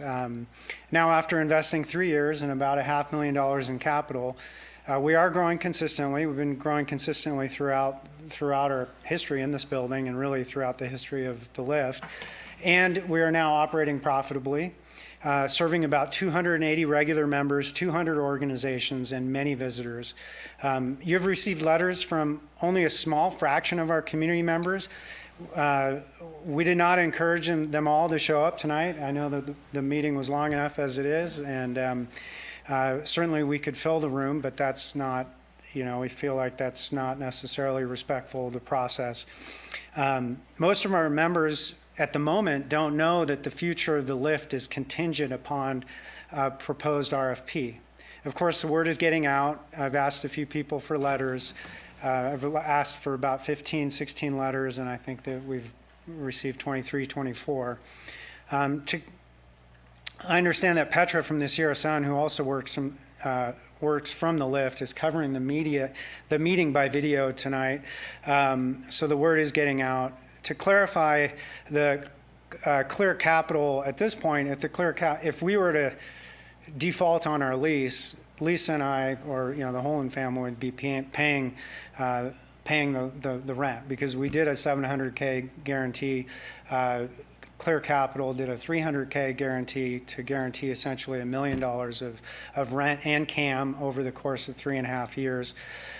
You must be asking me, why did we spend $500,000 in this space when I would have thought it was at risk? And the reality is I didn't think it was at risk. And once we were in the building, you've got to serve the membership and you've got to create a profitable business. We are on the hook for $1 million in rent and CAM, so we've got to make it happen. Honestly, I spent a lot of time and had legal review of 27 pages of lease. We thought we were assuming a lease with 2 5-year terms. That's basically what it was. My fault. It's not. It's very clear when I reread the 2-page document that we signed, and admittedly at that point there was a lot going on. We were already planning to move in. We thought everything was a go. We never talked about these 2 5-year terms not being an option. I certainly understand, it's clear as day now that when I look at it, that terms 3, B, C, and D are null and void from the original contract that I reviewed clearly. So that's a business learning lesson for me that I probably will never repeat. But that's just to answer that question. While we prefer to be investing time and capital into creating value for our community, now life seems to be presenting us an opportunity to respond to an RFP. If the RFP process is necessary, while I'm not certain that it necessarily is, I think you guys have gone down that road, and that's what looks like it's going to happen. We ask that you support us with an efficient process for one tenant. That building, we've been in it. It would be impossible not to spend a fair amount of money to chop it up into bits. And honestly, one of the things that we want to do is to make it work really well as a unit, as well as being subdividable in the future. We'll present a proposal demonstrating strong benefits for the community, environment, and economy while generating a solid return on your investments, the airport investments. We have a plan on how to manage TIs while serving our members and minimizing airport staff time. Our goal is a sustainable community asset for at least another decade. In a turbulent world, we crave community, connection, love, and a place that feels like home. That is what we try to provide at the Lift every day. And admittedly, this process has triggered some fear in me and our team. And I've been carrying around the mug today where we have some of our Lift values on it. Love more, fear less. Look, my hand's shaking. But that work is love in action, requiring both heart and spine, love and order. We appreciate your work. It's love in action. Thank you. All right, thanks, Jan. Any more public comment? All right, let's open deliberations. Teresa, you want to start? Sure. I heard what Rob said he was looking for, but I'm going to start with something else. I'm not convinced that grant assurances in the FAA require us to do an RFP. I'd like some more info on that. Show me what grant assurance, non-aeronautical land, et cetera. I'm just not convinced we have to do it. And if we didn't have to do it, I'd love to renew your lease. That's what I think. You said, Jan, that you've renewed the lease and the renewal terms are null and void, even if Clear Capital renewed? I'm having a hard time hearing, but... I said you've reviewed the lease that you assumed, and those renewal terms, those 2 5-year terms are null and void. You're convinced of that? That's... Yes, I clearly signed it's the second document, which is 2 pages, which was the lease assumption. So in some ways, it's not, we assumed the Jan. lease. You gotta grab a mic. Yeah, we assumed the lease, and like I said, I really reviewed very carefully the 27-page lease. I must have missed the little line that said point 3A, B, C, and D, or 3B, C, and D is null and void, or something along those lines.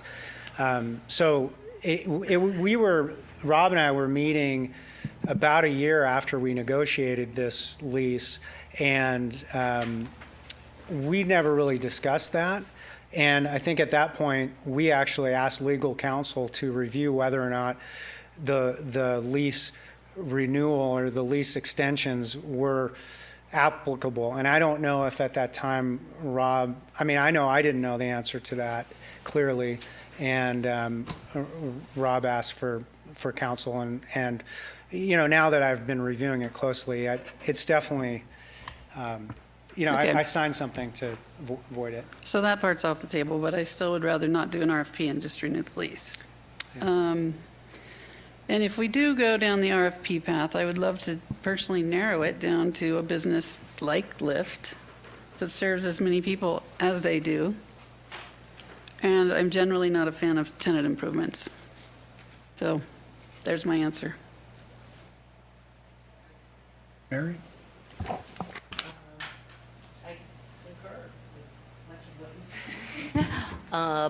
It's the only, I do believe that we did tenant improvements when Clear Capital came in, so I would like some research done if we end up going down that path of an RFP. I do think one of the criteria, I think that the idea of chopping it up, I don't like that. I only like the 1 and 2 of a full building, not chopping it up. And I do think one of the criteria by which it is judged includes number of entities that are served in the community, somehow addressing the nonprofit, for-profit, these 270, these programs. I think that should be one of the criteria that are included as compared to somebody coming in and it's their business and, you know, and what is it going to be? But I'm with you in that I prefer just to do a lease. But we are getting, I was just looking for my grant assurances to find that. I know, I fail. I fail tonight. So a lot of times I do. You don't have them printed out? I do have them printed out at home. So I would go with an RFP, a quick RFP with a short timeline that would go out that for a new lease term, 5 to 10 years for the entire building, and one that would consider tenant improvements. But I would prefer not to do the RFP and just do a lease. David, can I ask a clarifying question? Go for it. I just want to make sure I'm getting terminology. Are you making a distinction between tenant and landlord improvements, or are you Tenant making? improvements are paid for by the landlord. Okay, that's a. Because we did pay tenant improvements. That's what it's called. Yeah, when that building was built. And if we did do tenant improvements, it's our building, so those improvements stay with the building in the long term. So, And they can be a combination of the leasee and the leaseor right. together on the tenant improvements, not necessarily just Yeah, one or the I other. was curious about sort of the capitalization of that. To be negotiated. To be negotiated, okay. For now. Okay. Kat? I think just generally speaking, if we have an opportunity to be as transparent as possible, that we should take that road. Because I don't want to get into any kind of legal trouble down the line. I don't want another board to have to deal with this sometime. As far as tenant improvements, I think that's to be negotiated.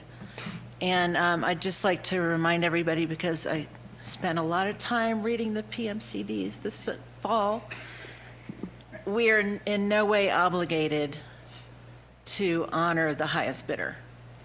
We have we have a lot of discretion there. So if another lift comes in and offers more, we don't have to take that. And we can say, we've worked with these people for 3.5 years, or two and a half. And we like them, and we like the nonprofits, and, so we do have discretion there. This isn't like a race to the highest bidder kind of thing. It's more, I am interested in seeing who else is interested, and maybe not even in that building, but somewhere down the road where we can accommodate something else, just to get some, public information. Greg. Second Teresa's comments. I would much prefer to just renew the lease. It seems like this discussion is happening due to a important technicality and some misunderstanding when the contracts were signed. So we find ourselves having a good bit of discussion on a situation due to some fine print.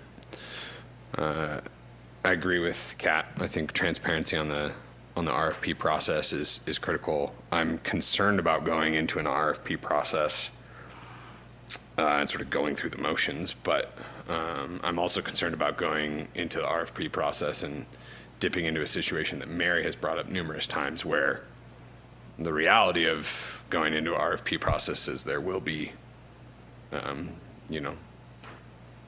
the potential for higher bidders, right? And there's an economic pressure that is real there. And yes, we still do have our full breadth of choice, but there's still you open yourself up to a new situation there. So I'm aware of that. And then lastly, on a legal perspective, I'd love to see that. I'd love to see a deeper dive on the grant assurances there. It's hard for me to see a higher and better use of the space from a community impact standpoint. So I'm hoping we can come to a constructive solution here that works for everybody. That's it. I've got a few things. First, I think what you've built there is fantastic. I think it's exciting that you've built this here. Just a few things. If I understand correctly, the notion of we just want to renew is only available if Clear Capital wants to renew, because this lease is with Clear Capital. I think we don't have the option to renew something with Jan because we don't have something that's renewable with Jan. Is that true? The existing agreement is not renewable per the terms of the assumption. Okay. So that's not an option. The two options would be a direct negotiation with the existing tenant for all new terms and conditions, everything else, or an RFP process to address the competitive nature of other people's interest in the same facility. Understood. Okay, thank you. I also had what Kat had mentioned about that we do choose the winner of the RFP. That's not based on any particular metric. So this is not going out to RFP is not necessarily saying that the highest bidder for that space gets the space. I think that is an important point. The TI concern, I think right now is extremely premature, and I think it sets a precedent for other tenants of the airport who might also be looking for tenant improvements in their spaces. And we know that they do exist because they've been asking for years for this. So I think that's something that we have to consider carefully. And then the last thing is that in our last meeting, when I recused myself, and I'm speaking as like having seen this on tape, the four of you agreed that for the parcel across the street from Town Hall, that you would go out to RFP because that was the responsible thing to do. And I'm just wondering if this is different in terms of feeling like you wouldn't give that to the town, but because you want to go to RFP, but in this case, you don't want to go to RFP, you just want to assign it. So I'm open question to the four of you if you had any thoughts on that. Yeah, I do. Mine is that there's already a massive impact in our community there. What might or might not happen across the street from the town of Truckee is unknown. This is a known factor. This is something I can make a decision on. The other one isn't. Okay, so you're making a qualification based on your perspective of that the lift is currently generating demonstrated community benefit, but that what the town was doing wanted to do for that space might not generate community benefit. Well, I don't really want to get into that, and I'm sure if Josh was here, he would tell me not to. But since you asked the question, and Josh isn't here, Here we are. the town of Truckee just smacked us for $75,000 for a fence, and then turned around and said their yard isn't big enough, build a new one across the street. So I have different reasons for not liking that proposal. Okay, but not based on district policy of transparency, not consistent. Okay, did you have any Just thought? in that context, it was, we need to have, and I think we're planning a workshop to talk about that land in general. Right. And that had to happen before we ever considered anything. And so it is a different bucket than is a known tenant that serves a lot of folks in town. Okay, and would you transfer that to any of our other tenants? Makerspace, for example, or? Josh would smack you. Josh is going to. I guess what I'm trying to get at is the rationale that I'm hearing for not going to an RFP. Forgive me for saying it, I think it's biased because you like Jan and you like the lift. I've never had a conversation with Jan other than, hi, my name is Jan. Yeah, but I think I like him, and that's why. And I also know nobody on that list, and nobody personally that occupies that space. This is a community decision for me.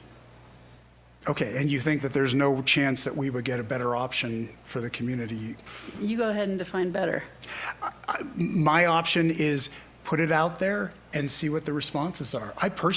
I'm not thinking we're going to be flooded with responses. I don't think so either. But I agree with Kat that I feel like we go down the road of doing what we can justify as having been the most transparent and the most, like, not off-putting to the FAA if they decide that they want to get weird.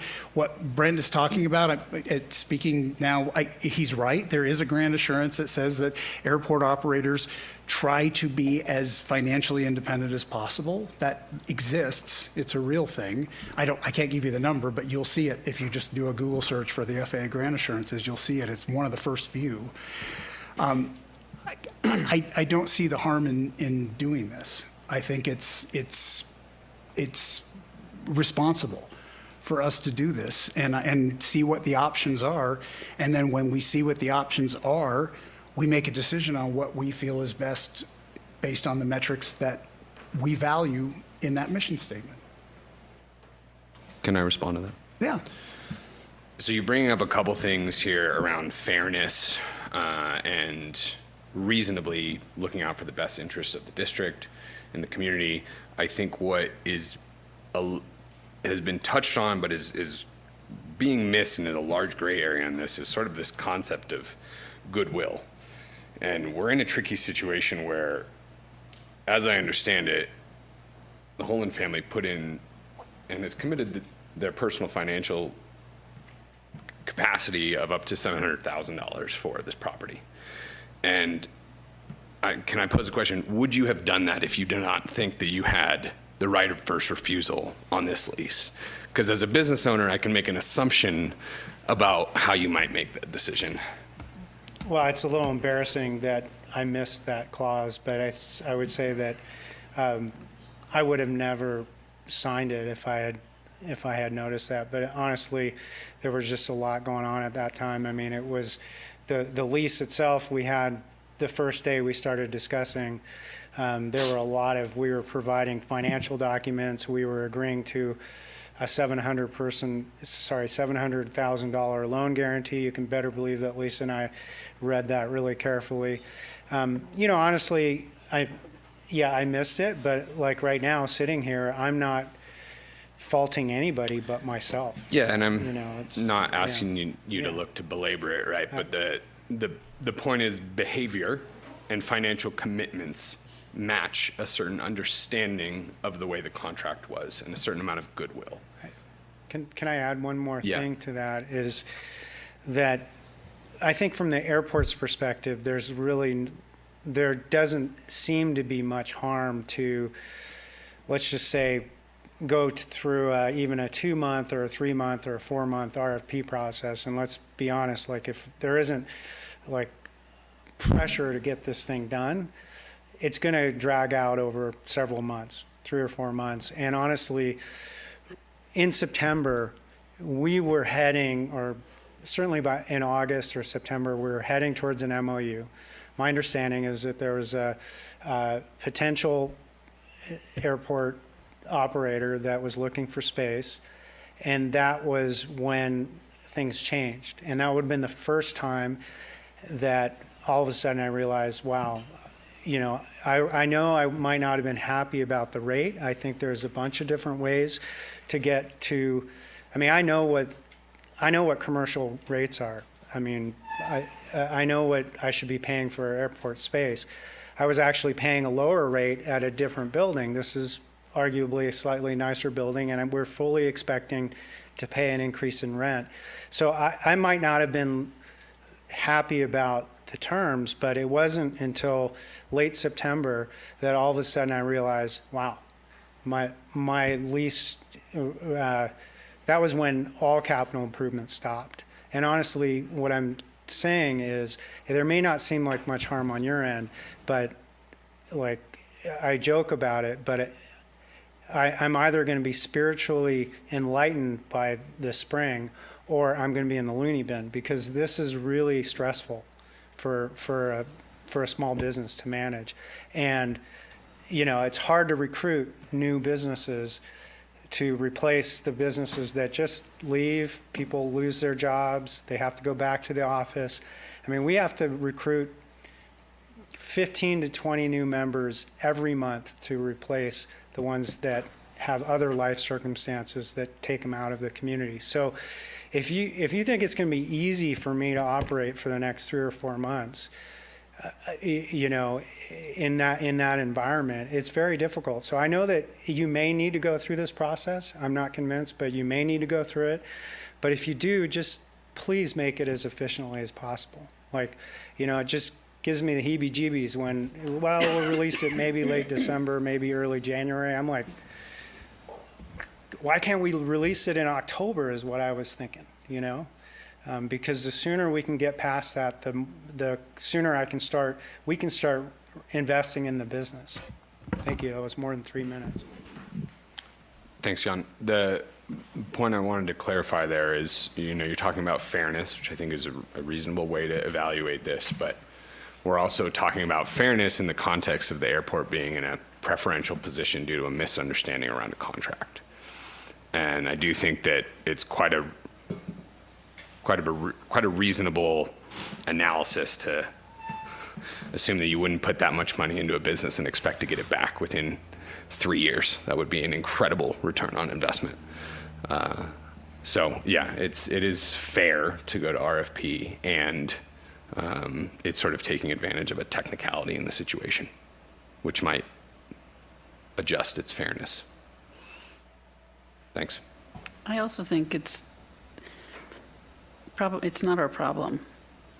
That's the initial premise, but also it's not fair. They can't plan, they can't hire. There's a lot of people teetering on the edge. So there's that piece that really concerns me when you asked why am I interested in this.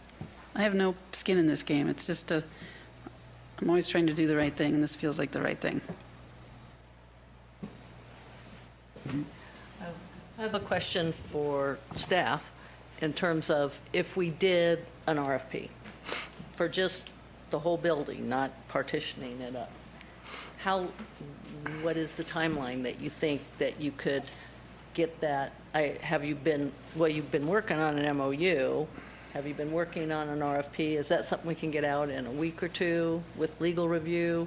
Is that something that then, you know, we could put a 2-week time frame on it, and so we could have a special meeting in the beginning of January as compared, you know, that's what I'm saying, is that moving it along quickly, or will it take, does our process require 2 months?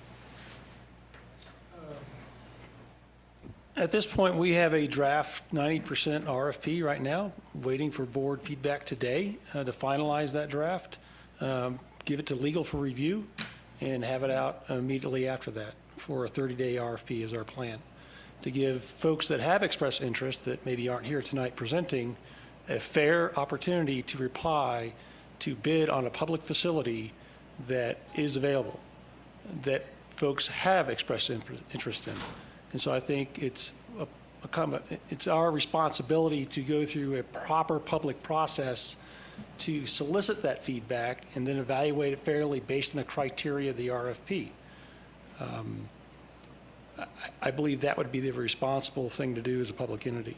So yes, I believe we can get it out in the next week or two, 10 days, based on feedback today, 30-day response, and then evaluate the responses that come to the RFP.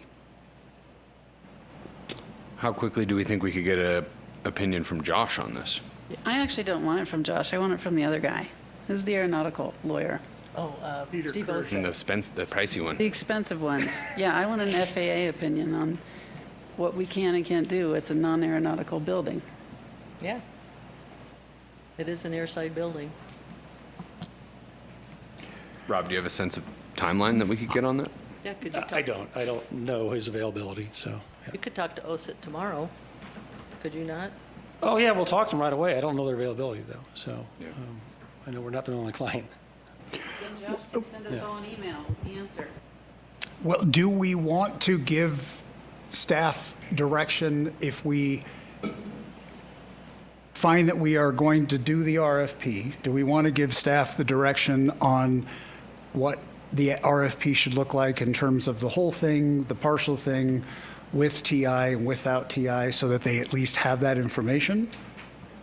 I'll repeat, I'm not a fan of TIs, so I'd say negotiable and the whole space. Mary, what do you think? I say the whole space. I say the whole space, and in terms of TI, negotiate, and if it's in our benefit, as well as the tenants, I'm willing to entertain that. That would be something that would be in their MOU. They'd be talking about to figure it out. And what would that number be? Okay.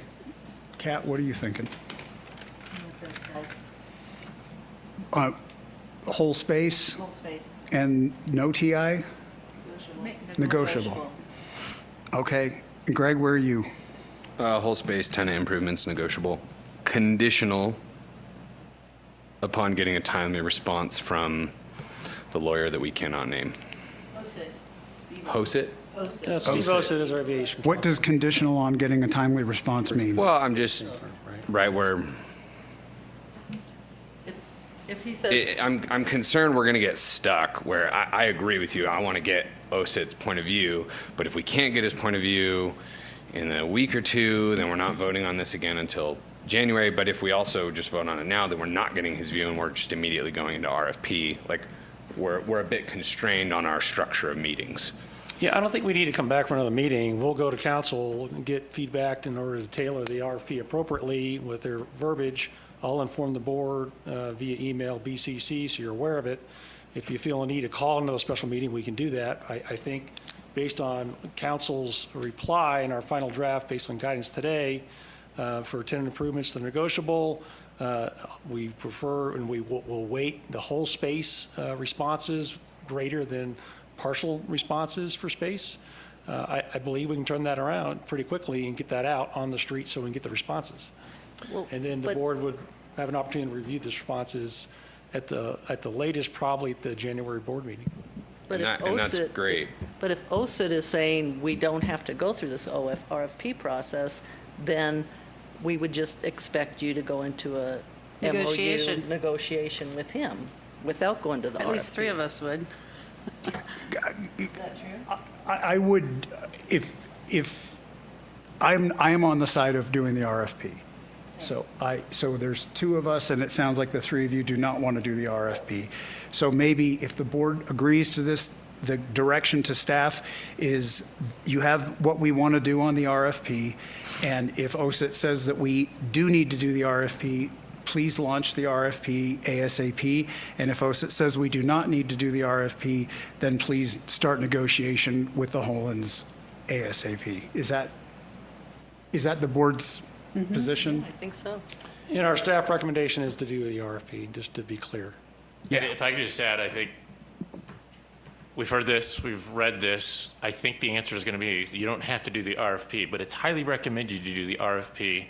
And as Kat has mentioned, in terms of a public agency with public property, in terms of maximum transparency to reduce legal risk, you're going to be stuck in the same conversation you're in right now. Because I think the answer is going to be you don't have to do an RFP, but highly recommend you do an RFP in terms of transparency and reducing legal risk. legal liability So mitigation. if that's the answer, which I would bet money, a lot of money on that, not 700,000, but I'd bet easily $100 tonight.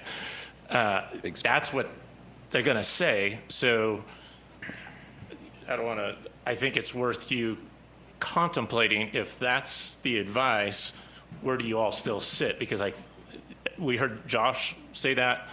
We've had these conversations. We've been talking about this a long time. Legally, I don't think, no one's going to say thou shalt must, but they will say you're going to be at risk. Legally, I'd recommend you do the RFP to reduce district legal risk. So when's our January meeting? 28th. End of the month. So for the folks that want to go directly into negotiation, if Jeff is correct and Steve Osit's response is that, I highly recommend it, it's not legally required, where do you stand? Same place, So if it's not legally required, asked and answered. and what do you think? I'm with her. And Greg?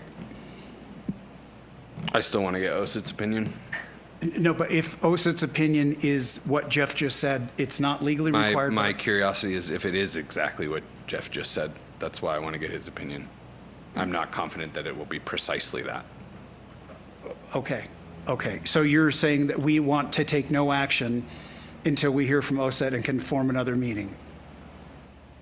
He can just email us OSIT's words. We don't need. But we can't make a decision over email. That was my concern around the constraints of our meeting schedule. Right, that's Yeah. why I'm trying to give them. Yeah, no, I appreciate the line of question. Direction on So that. Yeah, the a decision response matrix, will yeah. come in two parts with two different legal opinions. One will be from an FAA perspective of use of airport property and the process we must go through that was being alluded to earlier by Brent.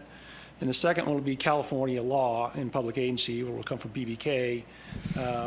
So they both will have an opinion about this. Yeah. Well, we can have a special meeting next week. Yep. And we should have a response by Josh and OSIT at that point, I would say. We could just plan to have that. Okay. That's a lot of hypotheticals. That seems reasonable. We'll be, maybe next Wednesday we can meet. Special meeting next week. Yeah, I mean, I'm trying to think about this from to your point about decision trees, and what I'm hearing is ultimately timeliness is a critical component of this. So whether or not we go to RFP or not, the timeline actually might be the same upon which we are reviewing a proposal, right? It might actually be the same under both circumstances. Potentially, yes. Potentially. Yep. Yeah. And maybe if you have a 90% done RFP, we can see that next week with just the two options and including one of the items of evaluation, because, in RFPs, there's a matrix That's right. of how you evaluate. One of the things is service to the community, service to nonprofits, for-profits. Right. That's currently one of them. Right. So then do we want to schedule an off-cycle meeting next week to discuss and make a decision regardless of whether or not we have input from OSIT at that time, with the Yeah. hope that we will get it in 1 week? Assuming you call him tomorrow. I mean, Yeah, I think we can get an answer from him in sub-week. Should it be seems. somebody in the office. It's a big office. Yeah. And again, it's going to be two different legal opinions from California Council and from Aviation Understood. Council. A citation of where? how about the 10th? I can do the 10th. Sure. 2 o'clock. 1 o'clock? I have a meeting at 12:30 to 1:30, so 2 o'clock would be great. So this will be an open special meeting, so we'll have staff here. For this portion. Okay. Let's make sure they're available. You guys available? We'll make ourselves available. Okay. Okay. Do you have from us what you need? Yeah, could you repeat back what you think you heard? Clarity. We have a draft RFP now. We're going to adjust that based on today's comments with criteria for evaluation that the board has emphasized. We're going to solicit feedback from both councils on that current RFP.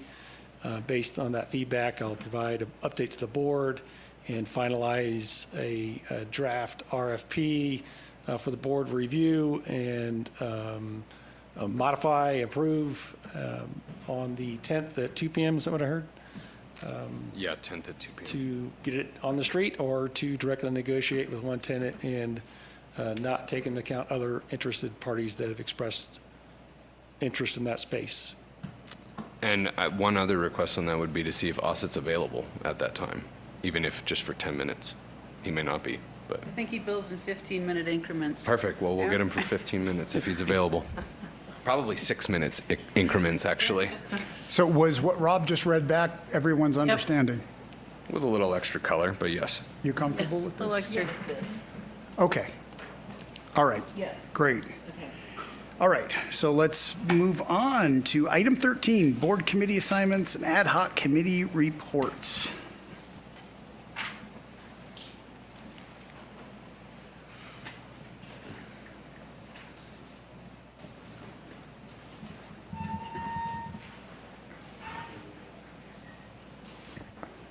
First item on the committee reports is our workforce housing. Lauren, do you have any additional updates beyond what's submitted?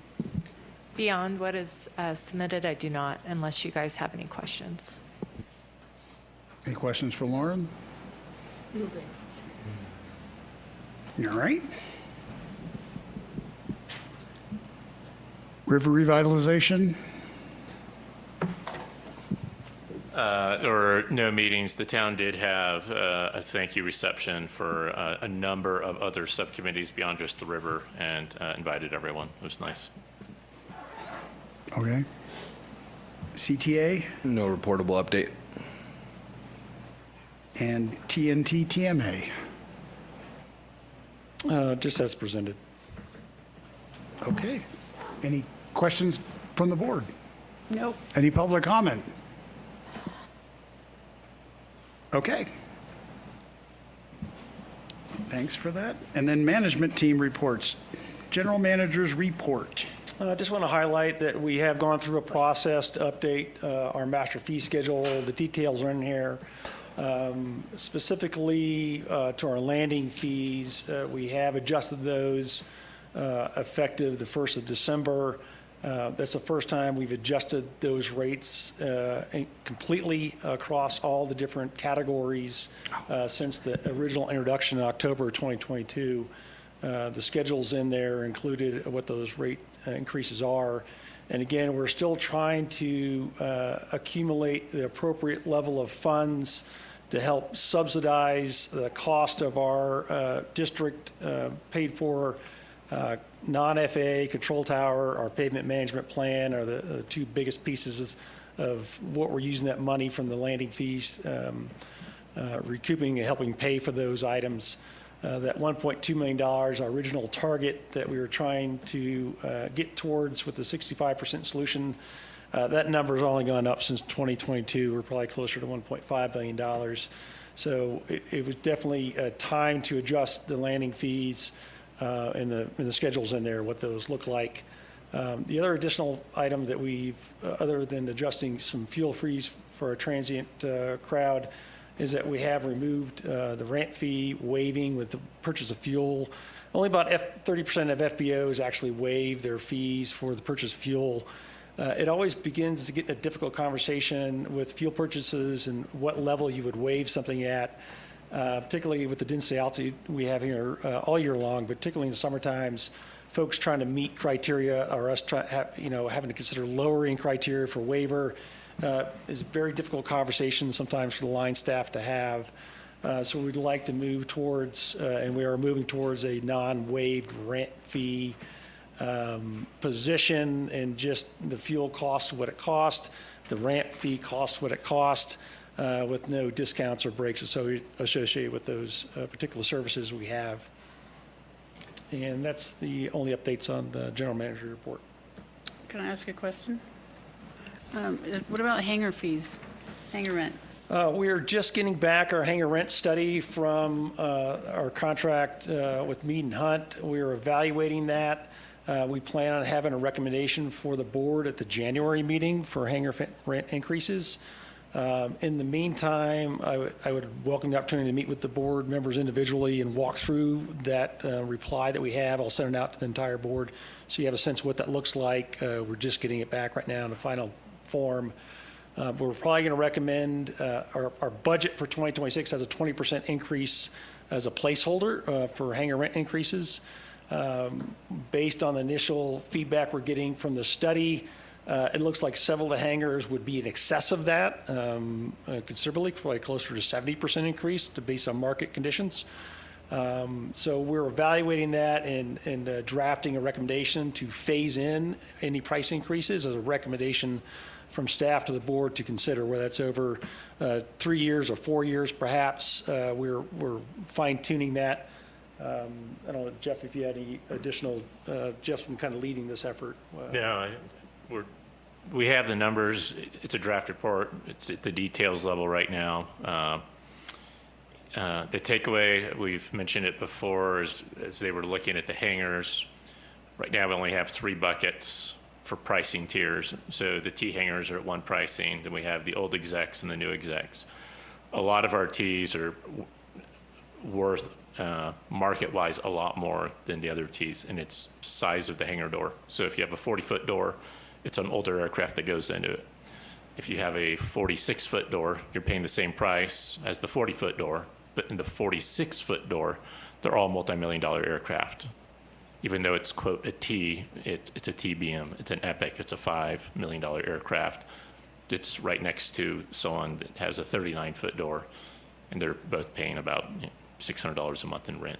So this Mead and Hunt's recommending that we price to market as opposed to a T hangar is a T hangar, and it's a T hangar, and what size door is it? Because that's the market. It's not whether it's a T, it's the market's the size of the door. So we're working through those, what that would look like, and I think for the smaller folks, the small T hangars would be pretty minimal. We're pretty close to market. It's some of those bigger Ts and some of the execs are well under market. Thanks. Question, local tenants do not pay landing fees, correct? That's correct. If they're paying us rent for local leases on our hangars, we do not charge a landing fee for those folks. The majority of our hangar tenants actually are in a weight category, would pay no landing fee anyways. Any other questions for Rob at this point? Okay.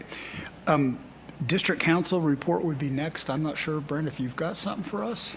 Assuming there's no public comment on the manager's report, I have no further report. We're still in the manager's report. This is a subset of it. Sorry. Yeah. I do that It's just all the the time. report I gave earlier today. Okay, perfect. And then Aviation Community Services? The only thing I'd add is October, November operations were down primarily just due to weather. October was fairly rainy. We didn't get a lot of snow. We got a lot of rain. So that operations tracked noise comments, so just kind of down across the board. In January, we'll give a recap on our Fly Safe program, but just foot stomp, we had a really good year with our Fly Safe program. We had 250 pilots throughout the year attend, many of those over multiple times, but a really good year for our Fly Safe and making an impact locally. Questions for Jeff? No questions. No. Finance? Liza? I don't have really a lot to add other than what it shows. I wanted to point out, I'm trying to wrap my brain around a better way to show fuel and what's going on there. So we have, fuel sales up top and FBO revenue, and then we have cost of those down below. So what I've done in these reports here this month is reflect those more together, because fuel, what we really care about is the net, right? How much do we make at the end of the day? And we care about the margin. Did the margin change? So that's, just wanted to point out, those are the sort of changes I've made. If that's not helpful to y'all, let me know and I can change it back. But that's where my brain lands. So especially with this year, with the change of the accounting and how weird it looked, it was very confusing to kind of pull out the pieces. So this pulls out the revenue for the fuel, and then FBO separately, and then all the other revenue pieces. And the only thing I really wanted to point out are gross profit before expenses.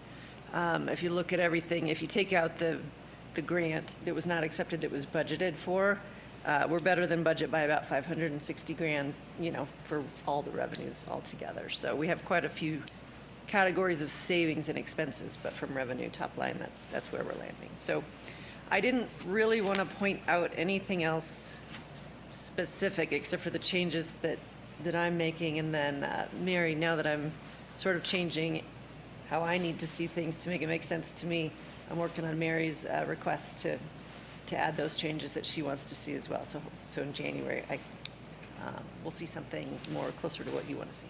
So that's kind of it, unless anybody had any questions on either one of the reports. Nope. No questions for Liza? Any questions for Liza? No. Okay, do we have any public comment on the GM report? Seeing none? Okay, let's move on. Future agenda priorities and meeting management. We have a newly scheduled special meeting for December 10th at 2 p.m. to discuss the RFP for the lift, or for the airport office building. Okay. Any public comment or board questions? Nope. Okay, staff board member conference attendance reports. Anybody been anywhere? Over Thanksgiving? No conferences? Nothing from staff? Okay, all right, any public comment on that? I'm guessing none. All right, and last item, number 17, selection of board president, vice president, and internal auditor for 2026. What I'd like to do this year for this, because we've talked about this in the past, is just go down the dais and just, of those three positions, just let the board know if you're interested in any of them. What's the third position? Internal auditor. Oh, meet with Liza. Yeah. Go through. So that we kind of know. It's Quarterly, something that the auditor. Teresa, what do you think? You're asking me if I'm interested in any of this, or who I am interested in? No, if you're interested yourself No, I'm in not. running, and okay, and then Mary, No, you sure in your last year? no, that was Rick's thing, not mine. Okay, Kat, I would do internal auditor. okay. Greg, I'm not seeking any of them, but I would be open to vice president. How about you, David? Skipped right over yourself. because I'm always last, I would do any of the three. I would love to have it be Kat and Greg for a change. I'd like to nominate David as president and Greg as vice president. Any nominations? Didn't we set a precedent for consecutive years, or I don't remember what we decided last year? Well, I think we've done it that No, way I for. know. I only did 1 year when I was president. But Rick did it, Rick did it for a year. and he did it, and you did it for 2 before that, and then Rick did it for 2 before that. We can do whatever we want. Yeah. Yeah, we do. Right. I thought we'd had a conversation about spreading it out. Is that you saying you're up for being president? No. Oh, okay. Just clarify. All right, if you're not up for it, No, I want you to be president. do you have the bandwidth to be president? It doesn't feel like Rookie? it right now. Okay, so then I'll second Mary's motion. So you don't want to vote on yours? What do you mean, vote on mine? Well, you made it. Well, I made the nomination. No, she doesn't want it. Oh, okay, I can't force it on her. That's, okay. So, All right, so but that's for president and vice president, and you want to do internal auditor separately? Still you. I'm amending my, no, she can be, she wants to do internal okay, great. auditor. So so nominating me for president, Greg for VP, and Kat for auditor? Correct. Is that the? Yep, and I'll amend my second to that. Okay. All in favor? Aye. Anyone opposed? He didn't say no. You didn't say no. Thank you, Yay. Any Oh, right, I didn't ask for public comment. I apologize. Any public comment? Public comment. Okay. Next year. Board member announcements. Oh, I was just going to make a motion to adjourn, but okay. No, I have, All right, we're getting there, we're getting there. I will be missing the February meeting. You're missing a meeting? I know, it'll be the second one in 20 years. Yeah, Need to work on that. I know, it's bad. Well, apparently we can do Zoom now, so. Well, maybe Okay. I can Zoom from another country. Nothing from but anybody we'll else? see. Where are you going to be, Mary? Nobody, no other board member announcements? No. Okay, any public comment on board member announcements? None. And then our schedule, we're going to have a special meeting next week on the, is it 10th? Wednesday at 2. 2 o'clock. And then our next regularly scheduled board meeting is not until January 28th, 4:30 PM in this room. Motion to adjourn. So moved. Second. All in favor? Aye. Yay. Thanks, everybody, for a great year.